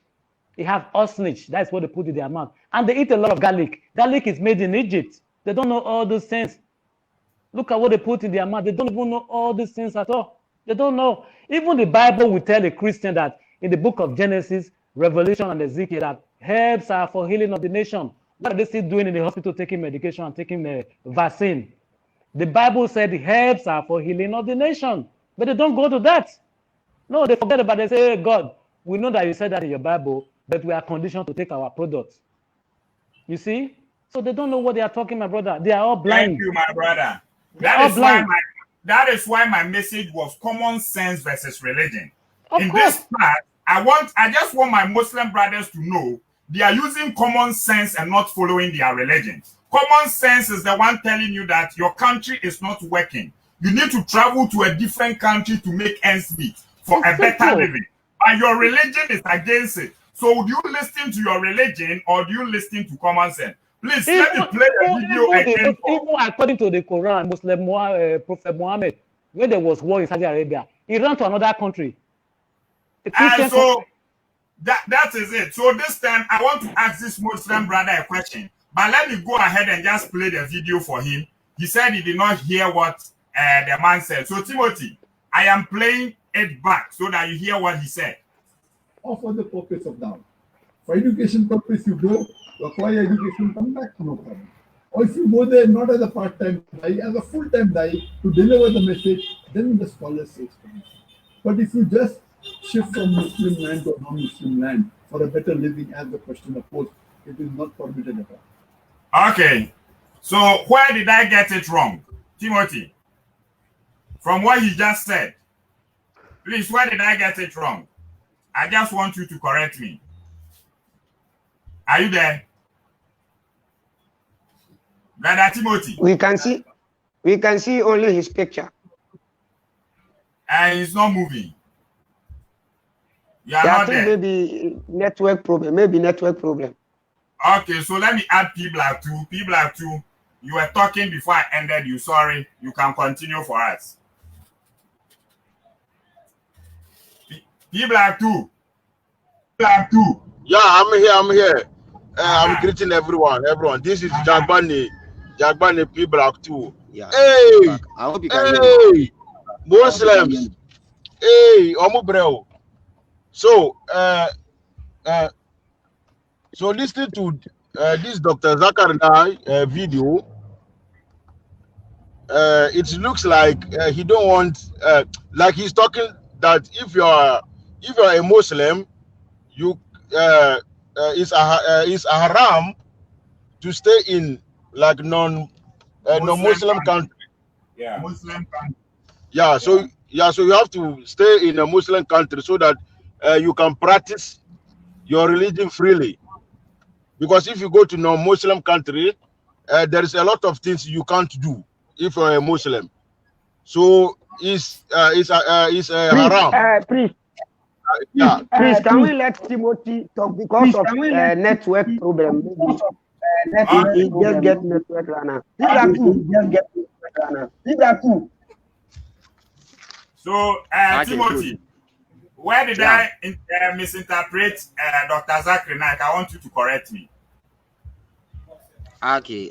First of all, thank you. Master, have you borrowed your neighbor's Wi-Fi because your network is bad? No, Wi-Fi, Ghana. Ghana. Do you guys have Wi-Fi in Ghana?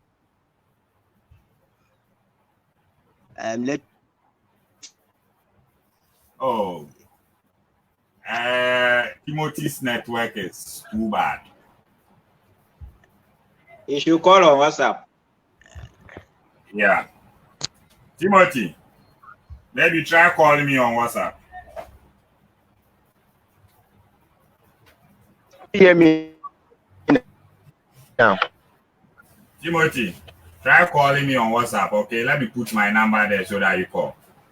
Call me on this number, the number down there. Call me on WhatsApp, okay? Your network is too bad.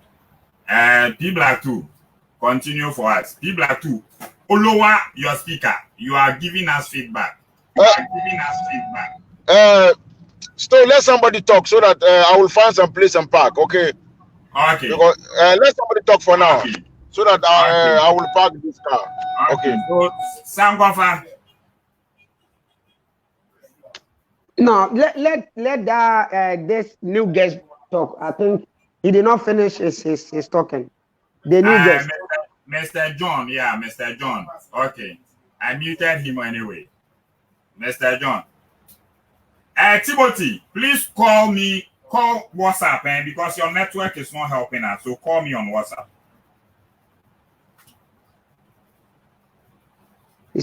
Mr. John is also having a problem. Mr. John is also gone.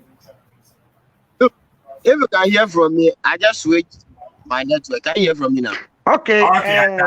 Let me. Okay. Timothy, we can hear you now. Talk. Okay, good. First of all, you allow the host to insult we the Muslims. He's telling us that you are the host and you are supposed to control the show. Somebody just said we the Muslims cannot talk on this. That we can't think with our head on this same show. I think you should next time. I don't get what you said. I don't get what you said. You said one guy just came right now and said that we the Muslims we don't think with our head. I don't know what that means, but I take it as an insult. You see, you are the host. You are supposed to control the show. Right? Whether it being an install, he's entitled to what he has to say. Maybe I didn't get it that way. That's why I didn't question it. So if you have seen it, I telling us that anybody can come on your show and insult common sense. No, when you come and even when you come and my brother, you are just raising a different argument. Please, you were added because we want you to address. Yes, we know. We know that. Look, Lifestone, I know that. Topic, then we go to the Macedonians later. Okay, I've heard you. But I think we should all refrain from insults. We all know this. That is why I'm trying to draw your attention to that. Thank you. Where you misinterpreted Zakir Naik was, he said, leaving a Muslim country to a non-Muslim country for a better living. Is that not what he said? Yeah. I didn't misinterpret him. I didn't misinterpret him. How did I misinterpret him? He said, it is only two purposes that a Muslim can migrate to a non-Muslim country. And he said, wait, I want to get it right. Did he say from a Muslim country to a non-Muslim country, or from your country to any other country? Wherever you are from. No. I want you to quote him as exactly what he said. Just imagine. Not the message is about migrating to a non-Muslim country. So whether you are from a non-Muslim country or you are from a Muslim country, he's talking against migrating to a non-Muslim country. Where you are from and going to that place is not a problem. Where you are migrating to is what we are looking at and the purpose of our migration. So he said there are only two options of which a Muslim can migrate. One, for the purposes of education, or two. No, you are misinterpreting. That is not what he said. Wait. That is not what he said. But I can even tell you, I can even defend that. It makes perfect sense for somebody not to. Timothy, when I'm working with video evidence, I don't like people to lie. So let me play back the video. But why are you lying? He said, wait. Okay, play it again. No, please, let me play back the video. Please. I don't want to come here and misinterpret whatever we are doing. So listen to Zakir Naik. Listen attentively. I know some scholars say, especially if you go to Western scholars, they say no problem. To migrate from Muslim country to a non-Muslim country, it is haram unless it be for education or for the purpose of dawah. For education purpose, you go, acquire education, come back, no problem. Or if you go there not as a part-time guy, as a full-time guy to deliver the message, then the scholars say fine. But if you just shift from Muslim land to a non-Muslim land for a better living, as the question opposed, it is not permitted at all. Okay.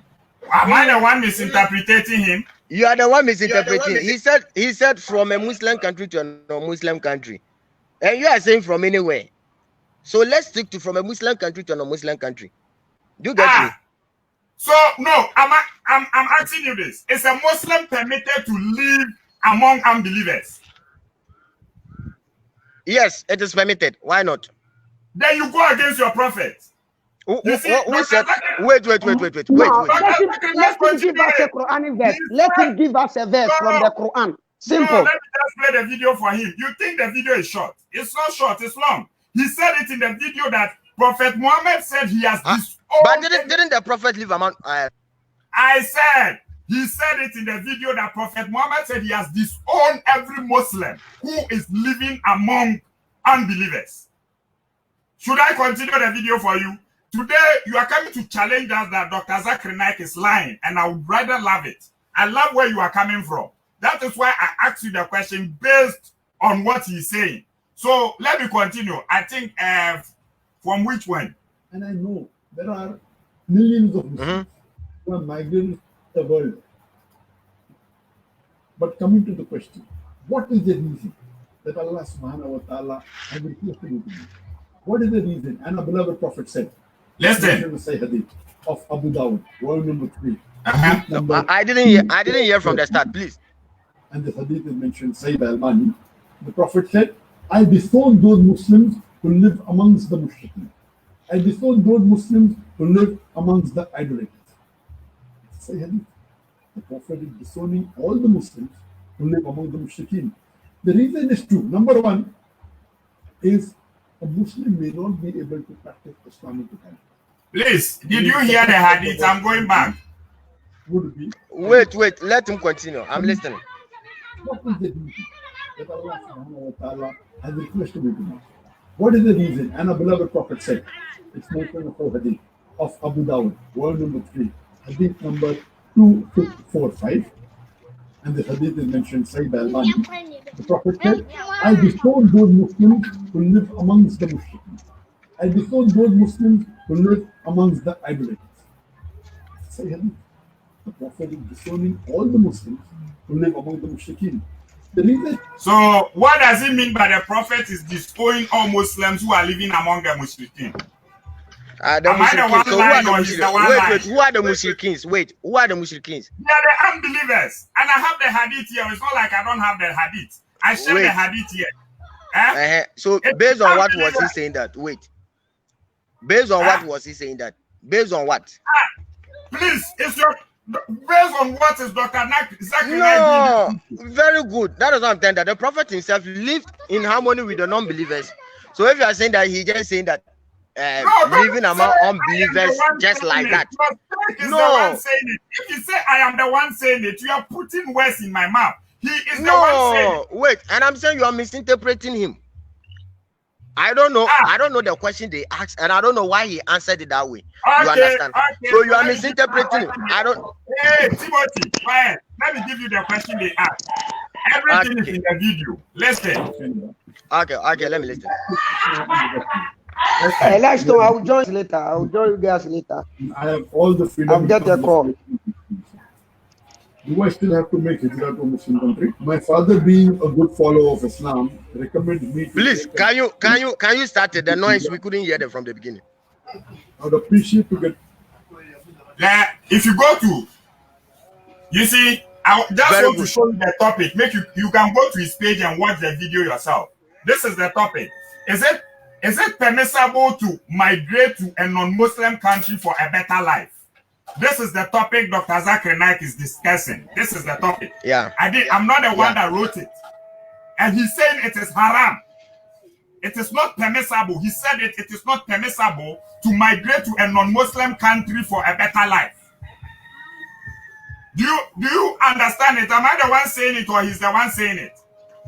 That is why Prophet Muhammad said he has disowned every Muslim who is living among idolaters.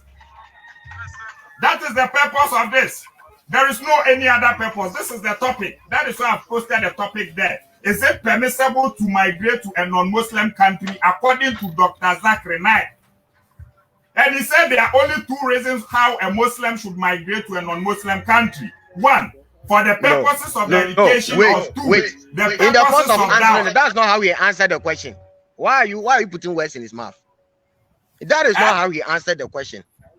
Answering the question from that aspect, he said, it is not good for you to migrate from a Muslim country to it is not good for you to migrate from a Muslim country to maybe a non-Muslim country for a better living. That is exactly what he said. Timothy. Wait. Timothy. I hate lies. You see. But why? Who is lying? I'm not the one lying here. Timothy. I started the video for long. Look, he gave 3 purposes why it's not good. He said even if you are born there, even if you are born there, he continued that even if you are born in a non-Muslim country, it is not permissible for you to continue staying there because 25% of all the children born in America leave their religion. He said it. I said go to the page of Dr. Zakir Naik, watch this video and come back. Don't come no, I'm telling you that. Wait. I'm telling you that. Wait. I'm not saying that there's no wisdom behind it, But I'm telling you that don't put words in his mouth. Exactly where you plead for me. That is where I'm telling you that this is not what he said. But let's assume it. No, what? That is where I heard. No, but Timothy, that is where Timothy, I heard. But what Timothy. I heard from Zach and Nike is not what you are explaining. Limestone. Yeah. Limestone. Charlie. Yes. So there's wait. That is why I'm Stone. telling you that. Wait. Yeah. If Zach and Nike even said that, it makes perfect sense. But I'm not. But what I'm only trying to tell you that don't put words in his mouth. I didn't hear him say that. And even if he said that, it makes perfect sense. Yes. Timothy, pause. If Dr. Zach and I said that, it makes perfect sense. But if I said it, it doesn't make sense. Is that what you mean? No, I'm not saying that. I'm only saying don't put words in his mouth.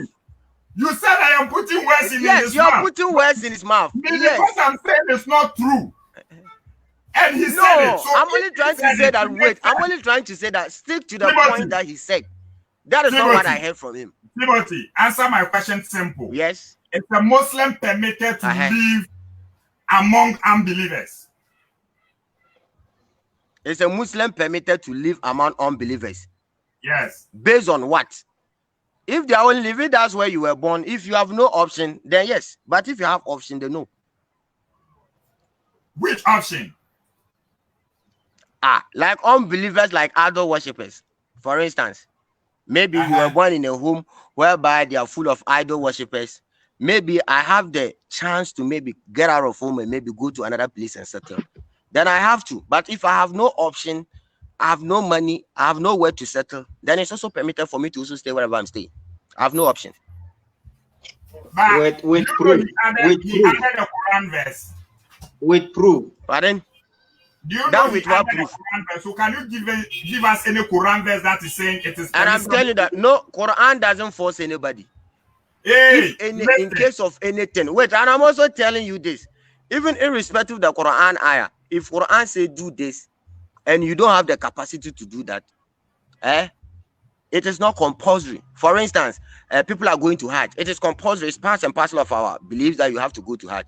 But if you don't have the money to go, it is not compulsory. Now I'm living with idol worshippers. To be judged for. That is why you see I'm tricking you. If I'm to judge, so what should I do? If I don't have money to go, what do you expect me to do? Limestone. If I don't have the capacity, what do you expect me to do? It's not that I'm looking down on Timothy, but I must tell you. When Prophet Muhammad started, Timothy is not the right person to defend Islam. I'm telling you. Not that I'm looking down upon you, Timothy. I'm not insulting you. I'm not looking down on you. But Timothy can never accept Islam. No matter what proof you give to Timothy, Timothy will still. I don't know. I'm not looking down on you, but you can never defend Islam, Timothy. Livestone. You are not a learned person to defend Islam. Livestone. I'm begging you. Livestone.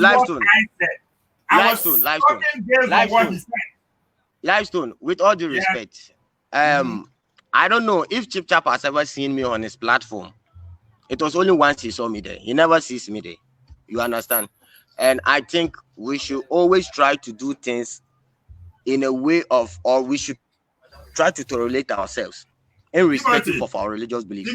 Wait, let me end. No. Chip Chap, wait, let me tell you that Chip Chap is somebody who disrespects people. You understand? He disrespects a lot. And me, I'm more than him. I'm like times 10 of him. But sometimes I put my emotions and everything aside and I go in for whatever. You are not the right person to defend this. Timothy, is he the right person? Is he the right person? I don't know if I'm insulting you. I'm not is he the right person? Who is he? It's not time for us to discuss certain things. Timothy, I've never insulted you and I will never insult you. I said I'm not looking down on you. Like you can never insult, you can never defend Islam. That's what I'm saying. You came live, you insulted me like that I'm a sheep, you insulted my parents, you insulted my mother. But this is not the time to discuss that one. I'm just saying that you are not the right person to defend Islam. Where did I insult your mother? You see, you said Ogan. You said Ogan. Let's put that aside. It means my parents are in Yang. I understand. Let's put those things aside. Let's move on. Lifestyle, with all due respect, I called in purposely because of you and not because of that guy. That what do you call And it? when you called, you've not been able to say anything unless you are. I've said something. I'm telling you that the part you played for me to see, that part, he never said that. He never said that from any country. He said from a Muslim country to a non-Muslim country. This is what he's saying. Then unless maybe you play the full video, then I will understand the concept of what he's saying. You understand? Because the part I heard is he only said from a Muslim country to a non-Muslim country. So are you the one putting words in his mouth? You are putting words in his mouth. Yeah. Timothy. I'm hearing you. Yeah. At least you understand English, right? I understand. You understand English, right? Yeah, I understand English. Can you read the topic? Can you read the topic of Dr. Zakir Naik's video for everyone to hear? What is the topic? That is it permissible to migrate to non-Muslim country for a better life? Over here, did he say migrate from a Muslim country to a non-Muslim country? And did he also say that? And did he also say that from a non-Muslim country to a Muslim country? So it is general. Is it very good? So answering with the term, it is general, but how he answered it, what he said in the answering with the term, the topic, it's simple as that. What he said in the answer will determine the topic. He said it is haram. Okay. Tell you the part you played, I didn't see. Timothy. Okay, let's just cut all this short. Timothy, you are Muslim. Please, give us any Quranic verse that is in support that a Muslim is permitted to go and stay in a non-Muslim country unless married. Then let me know Dr. Zakir Naik what is in the context and not based on. Give us the best. You said I should do what? Give us any verse in the Quran that says a Muslim is permitted to live in a non-Muslim country. Then we know what Dr. Zakir Naik is saying. It is based on a particular thing, not everything. So give us a verse. We want a proof. Because we don't talk without proof. So whatever you are saying is your religion. You should give us a proof. Just telling us Prophet Muhammad went to live in a non-Muslim country, that is not a proof. Give us a verse. Maybe he's trying to tell us that verse came particularly for the Arabs. Because from what I know, even Prophet Muhammad did things that his followers are not supposed to repeat. Prophet Muhammad was given privileges that his own followers are not supposed to repeat. So unless he has a verse to defend what he's saying. What are you saying? What you are saying is based on that Zakir Naik video. And I'm telling you that you are lying. You are here telling me that I should come and give you. Did you ask a general question to the Muslims, or are you analyzing Zakir Naik video? Which is which? Timothy, bye-bye. Go and watch Dr. Zakir Naik's video. When you are ready, you come back. You are not ready to defend it. When you are ready, you come back, okay? Go to his page. The video is there. Watch it fully. When you are ready, come back. You are lying. That is not what you said. Why are you lying? The video is here. You are analyzing the video. Go to Dr. You are lying. You are analyzing the video here. He never said that. But why are you lying now? Why are you lying? You played the video. He didn't say that. You are lying. Timothy. Why are you lying? What he said has got nothing to do with what you are saying. What Zakir Naik said, the video you played, the Zakir Naik saying, what Zakir Naik said in the video is moving from a non-Muslim country, moving from a Muslim country to a non-Muslim country. That is what he said. Now, my point is, if Zakir Naik has said any migration at all, now we took. Timothy, I've muted your mic. Let me tell you this. This video is about, let me see how long the video is first. The video is about 19 minutes, and you didn't even join the program from the beginning. If you think whatever I said is a lie, go back to Dr. Zakir Naik's video, watch the video fully and come back, because I don't want to replay the full video for you alone. So go back to his page, watch the video. It was questions people were asking him. Look, some of the people asking the question were in Canada. Some of the people asking the question were in Pakistan. Go back and watch the video. After that, you come back and defend it. You are not in the right position to defend. Ijele. Oh, my brother, you are welcome. Please, we have another guest from Nigeria. Our brother Ijele Speaks is here. Let's welcome him. Thank you, my brother. Welcome for the wonderful work you're doing. I joined in very lately, but I met a very interesting conversation. My brother, like you would have known by now that there is nothing our people will not do to defend the indefensible, so long religion is concerned. And this, let nobody see this as a personal attack on Muslims. Had he been a Christian, he would still make the same point. He will still make the same case. You are listening to someone say something, and we are all hearing it. Sometimes you pretend as if we've not been hearing it. And then you want to bog us down on issues that are irrelevant. You are losing the debate. Now you want to create another argument out of it. My brother, really, I don't know, really. I would not say that we are not making progress, because I've seen firsthand on ground, a lot of people have started asking questions. But it's very, very sad that we have thousands and millions of our people who would rather defend lies. Man, how can something that is written in your book, this book, Lifestone did not write it, I did not write it. In fact, this is the same book that was foisted on our ancestors, on our great grandfathers, and we are reading to you from the same book. Yet you are there making unnecessary. Oh man, it really is very, very shameful. It's very, very shameful. Brother, we started a video, okay? Dr. Zakir Naik gave a Quranic verse to support his claim why it is not permissible for a Muslim to stay in non-Muslim country. So when you came and you wanted to correct that as, oh, it is not true, then you should give us a verse in your Quran that is saying it is permissible. You cannot give me the verse and you are also saying I'm lying. But you were not here when I started playing the video. So why won't you go back, since he's your scholar, go back to his page, watch the video carefully and come and see if I'm the one lying or you don't understand what we are discussing. That one to hate. Oh. Brother, listen, I heard when he first came on, he said that somebody said people of his religion are not using their heads. And he wanted to fight. At the end of the day, he ended up proving the person right. Because if you are listening with your head, if your head is functioning, how could you be listening to something and the same moment you're listening to it, you are denying it, you are calling the person a liar, you want to turn it into a fight and everything. What's wrong with these people, my brother? I'm just tired.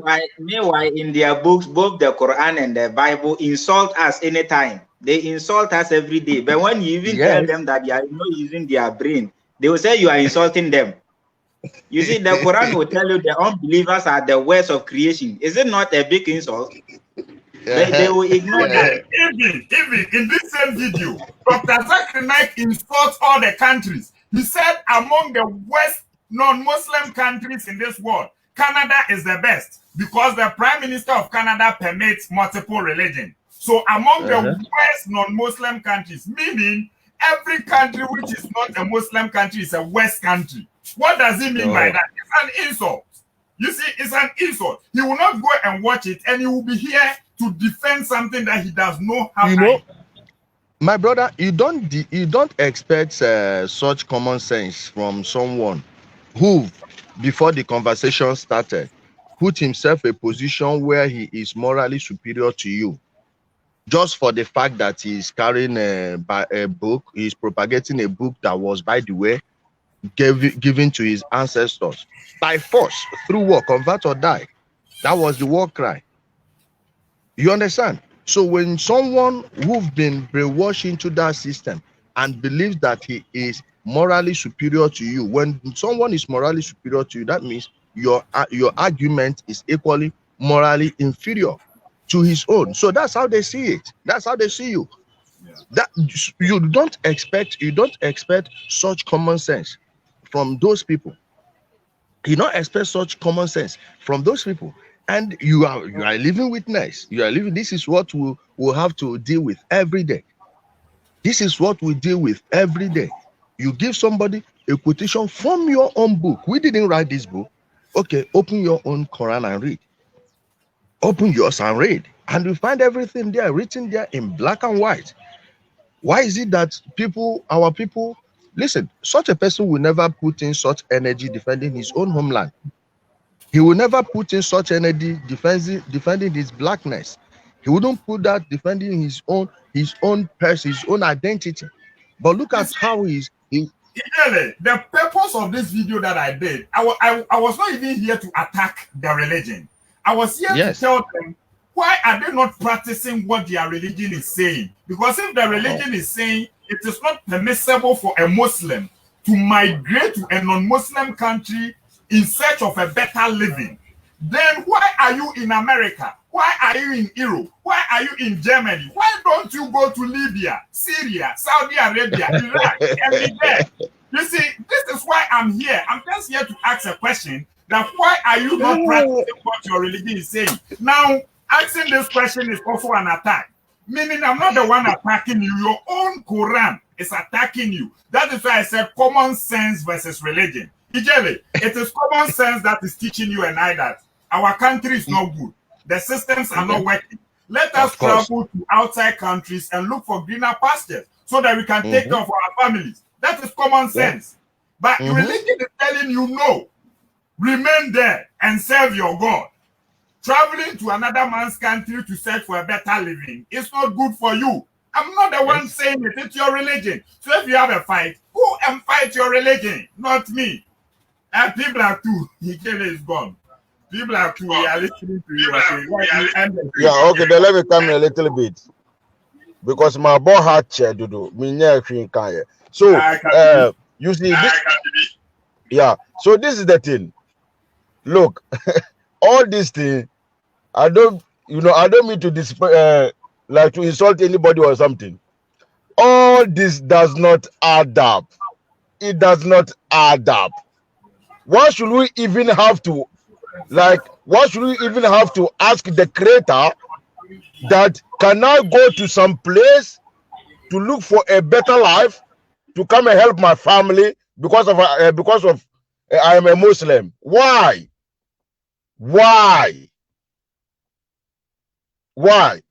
So, okay, and if you ask them like their sheikhs, they will tell you that you can live in a non-Muslim country, but you have to make sure that you can practice Islam openly without any problem. But if you cannot practice Islam like openly, you can't stay there.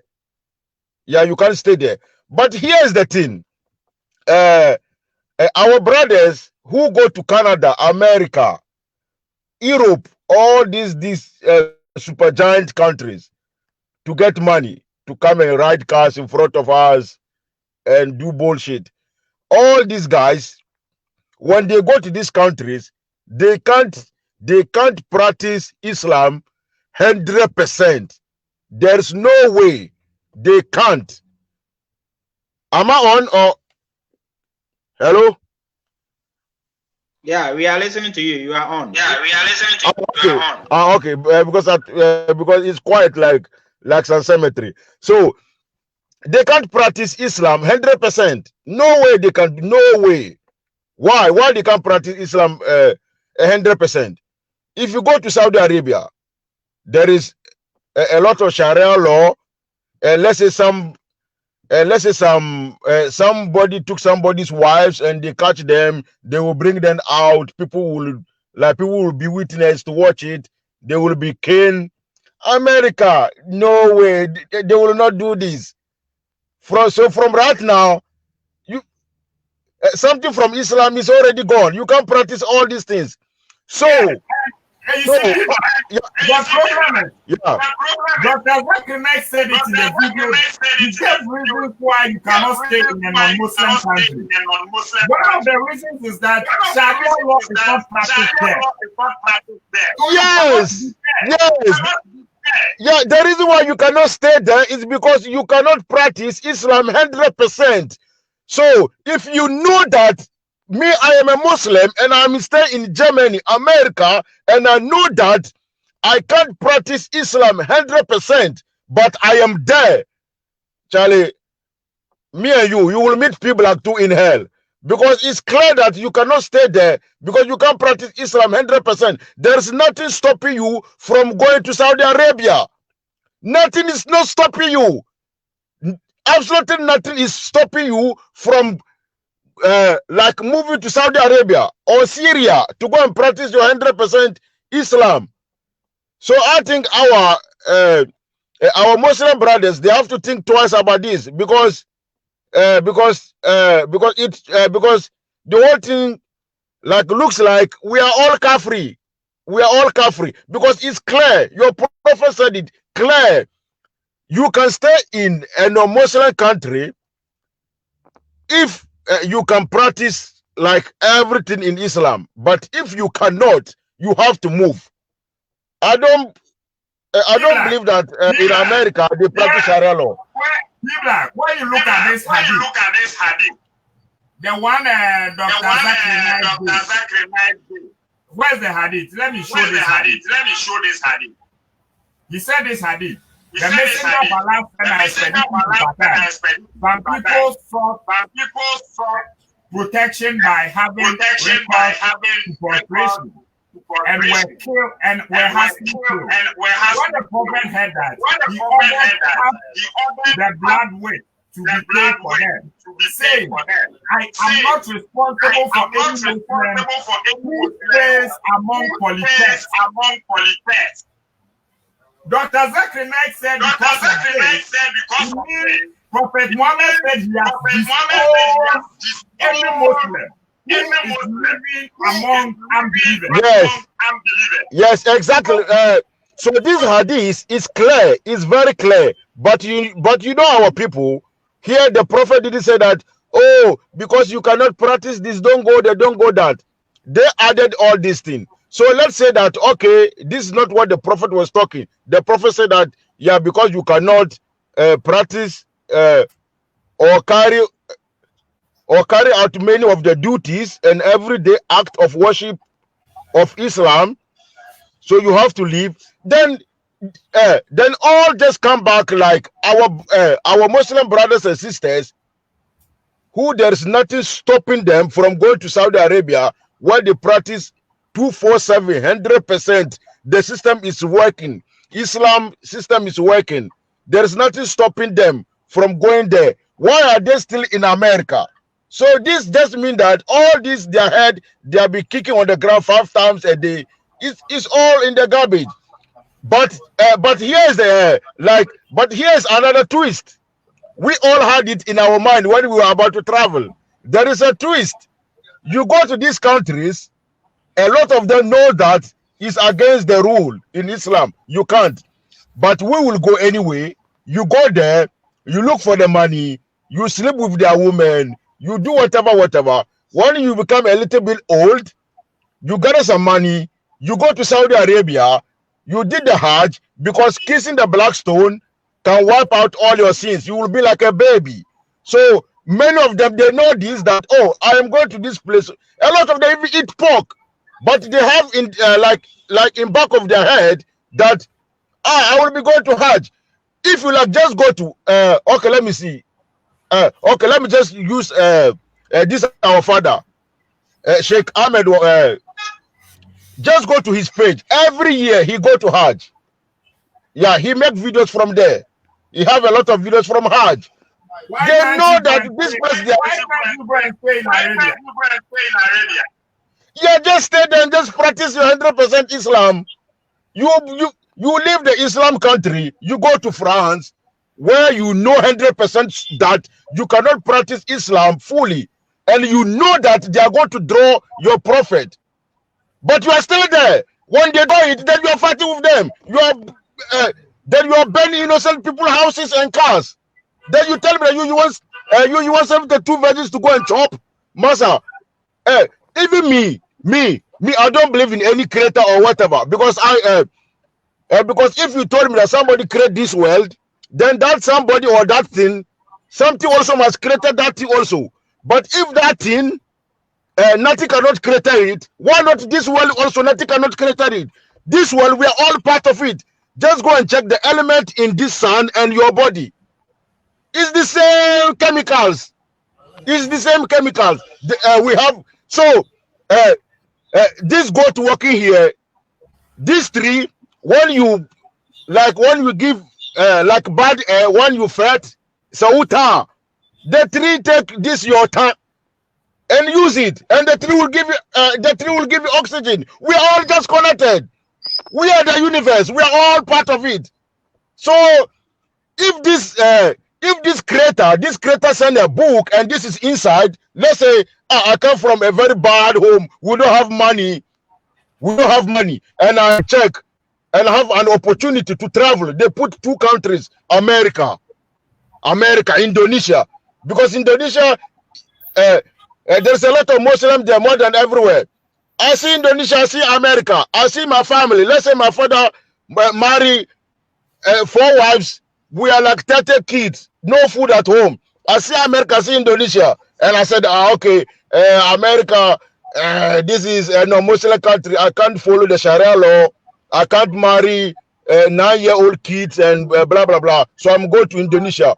You will go to Indonesia, and this family, because of this family, you are traveling at the first place. How can you even feed them from Indonesia? But in America, the dollar is big. You just send some few dollars and everybody, yeah, bro. Then everybody, so all this doesn't even add up. They created, this doesn't even make sense. This divide people. If, look, it's supposed to be like this. Hey, okay, we all can live together. You can live everywhere, but just try to do your prayers. Don't bother them. They should also not bother you. Just simple. And here, what is you cannot go here, you cannot go there. You cannot do that, you cannot do this. Even in your stomach, you have a tar, but when you make alwala, you can't do this tar. Ultimate tabiem, too much rules. As Sambe Kurane, this creator, me, I think, I don't get it. This creator, he sent his favorite prophet. He gave this guy 16 privileges. This guy is supposed to be the perfect example for mankind to follow. But this guy, he married 21 women. In total, it was 21. But this creator told him to tell you that you can only marry 4. You can only marry 4. He can do this, he can do that. You cannot do it. This creator gave him a letter to come and give to you people. But inside this letter, his wife's story is there, because they accuse Aisha that somebody was Aisha was having an affair. So this was like some rumors. I have to find that verse. All this is inside the Quran. What am I going to do with this? Aisha was having an affair, and the rumors was going high and fly, and people wanted Prophet Muhammad to send her out. And a verse came defending Aisha. What am I going to do with this? People came to the Prophet's house. They eat food. They don't want to go home because the Prophet want to make tonga, but they don't want to go home. And the verse come for this. What am I going to do with this? Hospital. I don't have hospital. If you read the Quran, 72 times the Quran is talking about boiling water. How this Allah, the so-called creator, is going to punish the non-believers. Boiling water, how this boiling water is going to burn them, burn their asses, burn their stomach, and he will create new one. But not even once this Quran said that, hey, this is a verse for you people. If you fetch water, boil it, and this will be clean water for you to drink, especially you people in Africa. No! All 72 fucking times is about how he's going to punish non-believers because you didn't believe some story that that moon was split into 2, because we're not going to believe that He said the 72 fucking times that he's going to boil water and cook you with it. But this God cannot, even worse, cannot say that boil water and this water is going to be clean for you so that you will drink this, especially people in Africa, so that you will live for long. See, a lot of people are just dying because of no clean water. But this God who created this biggest universe have a time to write a book how he's going to punish people 72 fucking times about this boiling water. What? I don't get it. I think about it. I think about it. I don't get it. I don't know how we get here, but sometimes I understand it. When our people came, they were trying to figure out things out, and they created religions and blah. We get it, but now we are above that. We are above that. There is an hadith. There was eclipse. Prophet Muhammad was scared. He was scared. He was scared. What is going on? Come on. This creator of universe, he's talking to this guy, and this guy don't know what an eclipse is. Even right now, we can calculate and we will know the next eclipse which will happen in Ghana. Even small children will be looking for these glasses and dancing. But this prophet, the angel was coming to him 247 like a pizza deliverer, didn't know what eclipse is. He was scared. He thought like, oh, this is some of the signs that, oh, come on. We have to drop all these things and let's come back and think very well. Look, when people said science, people think that science is like against religion. No, it's not like that at all. Science, the thing is already there, and you have to just put the method to understand how it works so that you can benefit from it. That's it. Now they are shooting a rocket up there, having 5G, even though they're planning like 6G. All these science, they just study the orbit and they did the calculation, and now we have a telephone. I can call my mother right now. I can sit in toilet and open my Quran and read it all from I can open 4 pages at the same time, watching porn, reading Quran, watching GTV. My battery is dying. So let me, I will come back because this phone is going to die. Thank you. We are even ended the show. I want to play Dr. Zach how he explain the Quran verse. I want to. He and gives us guidance regarding this topic. Allah says in Surah Nisa, chapter number 4, verse number 97, when the angels of death come to take the soul of the person who has died in sin against his soul, and asks him, what is your state? And he replies that we have lived in oppression on this earth. Our state was very bad, oppressed. Then the angel replies that the earth of Allah subhanahu wa ta'ala was spacious enough for you to migrate from the evil. And for such people, Allah continues, their abode is hell, a refuge of evil. And this verse was revealed in context in Muslims living in non-Muslim countries. This verse, if you read the Nuzul Quran. So, you see what Dr. Zakir Knight is saying. Now, our brother Timothy just came here. He didn't know what we were saying. He was lying. He said what? The verse was revealed for Muslims staying in non-Muslim countries. Chip Chap, am I not right? Chip Chap, please come in. Your mic is muted. Huh? Hello? Chip Chap. I think Chip Chap is also busy. So, the whole purpose of this. Yeah, last time I was making. Oh, okay. So, Chip Chap, according to the explanation that Dr. Zakir just gave about the Quran verse, Quran Surah 4, you can type it there for people to follow. Quran Surah 4, ayat number 97 to 100. He said, it is not permissible for a Muslim to live in a Muslim country. This is it. He's not saying a Muslim who is living in a Muslim country or a Muslim living. He said it is not good for a Muslim to go and live or immigrate to a non-Muslim country. And this is a simple truth. This is an honest Muslim. Anyone who wants to defend this in any other way is not a good Muslim. That is You it. cannot defend this. Yeah, you cannot defend this. It's undefendable. They know that. Yeah, you know Timothy already. You know the Muslims. They can just lie to defend. You know, they know that all what we are bringing is what we call the Islam. What we are digging out is what they call the Islam. But they don't want all these things to be out for people to know the secret in Islam. That's why when they come on your platform, they try to cover it. Because when they know that when the people know all these secrets, it will be difficult for them to join the religion. You know what is going on in Christianity in Ghana now?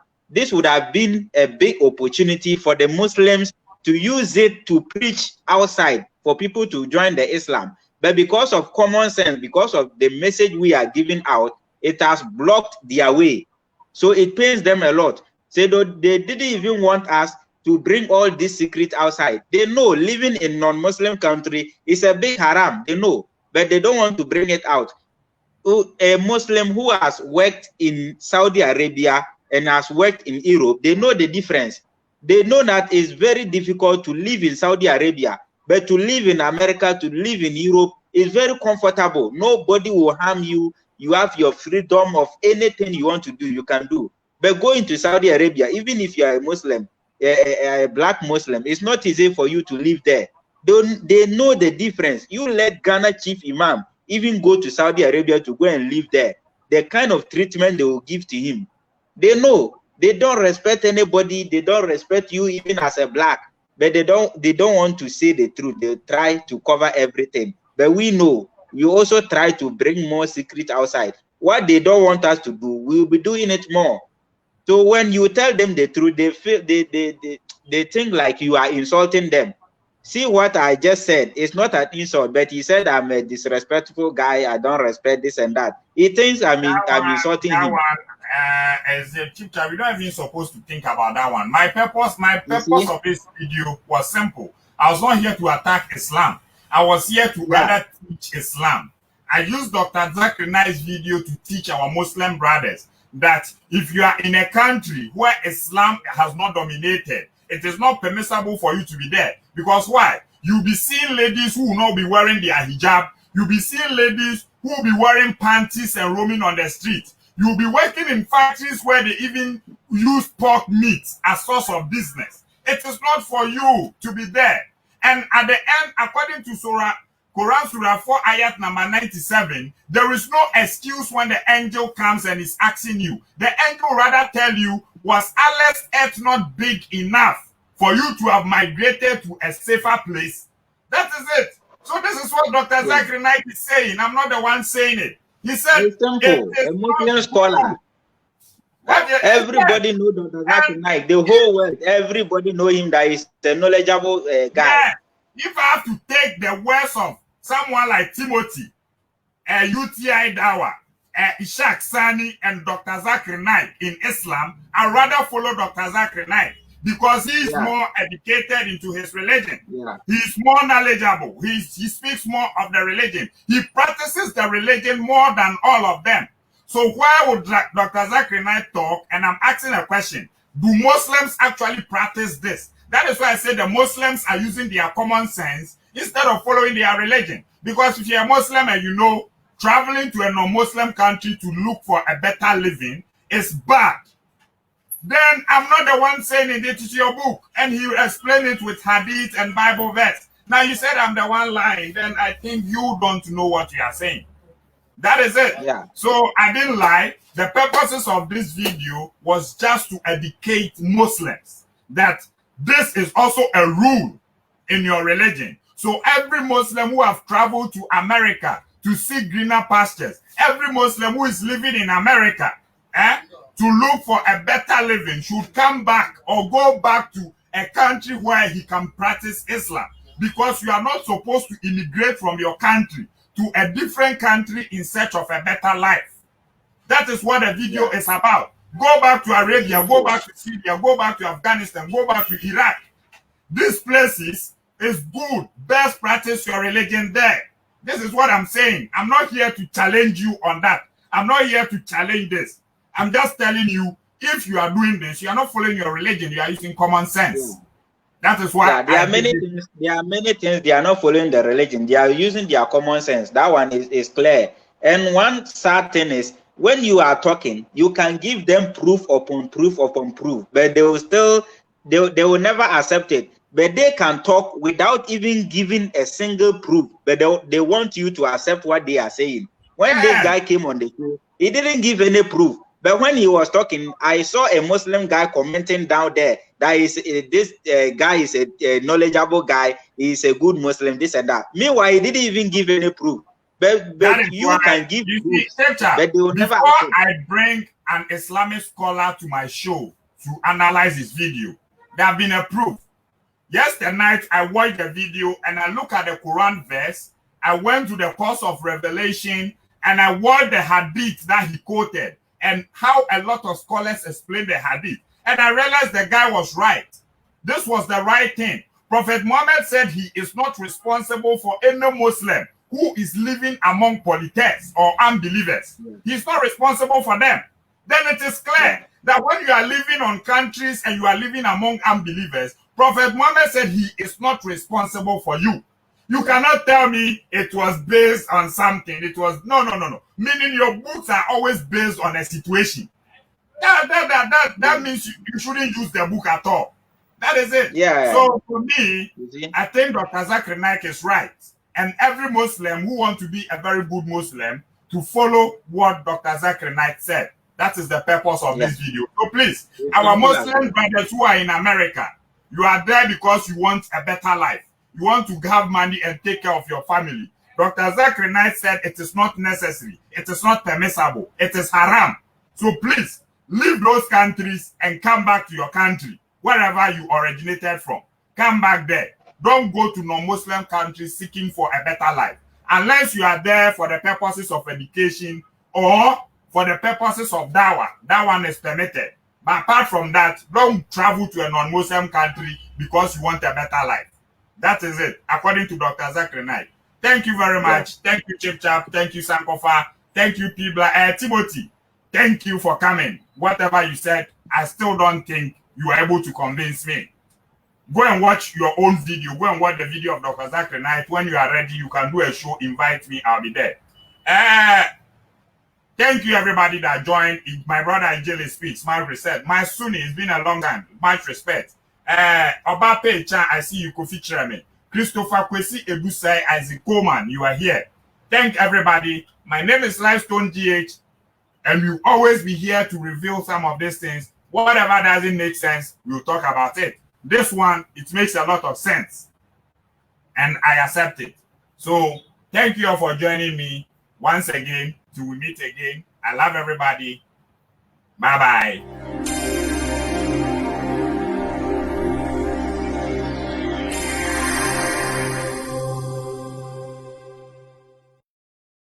Christianity is a business. Jesus is the product. Christians are the customers. Your prophet and your pastors are the beneficiaries. Logic and common sense. Meme for ade born in channel. Sade. So we are Christian inti. 89. Christian na mo action yedi. Meme for ade born in channel. Many ade betwe akodu tam obekọ buru nsam jam. Na me makọ heaven. Onfa na born in channel. Sade. Da be sade Kofi. Sade ede nti na me fa channel. Ose wanu ne ho. Wanu ne ho. Ani wanu ne ho a. Yeah, da no obi ya me interview ba bia. Ade so wanu ne ho nti ani jene bata wo ho. Dan nyame be fra bronsam akọ heaven. Awo nyame be je bronsam abata no no. Da no meje ade. Eh say. We need the brain. We need common sense. We need wisdom. We need insight. We need understanding to run a nation. We don't need prayers.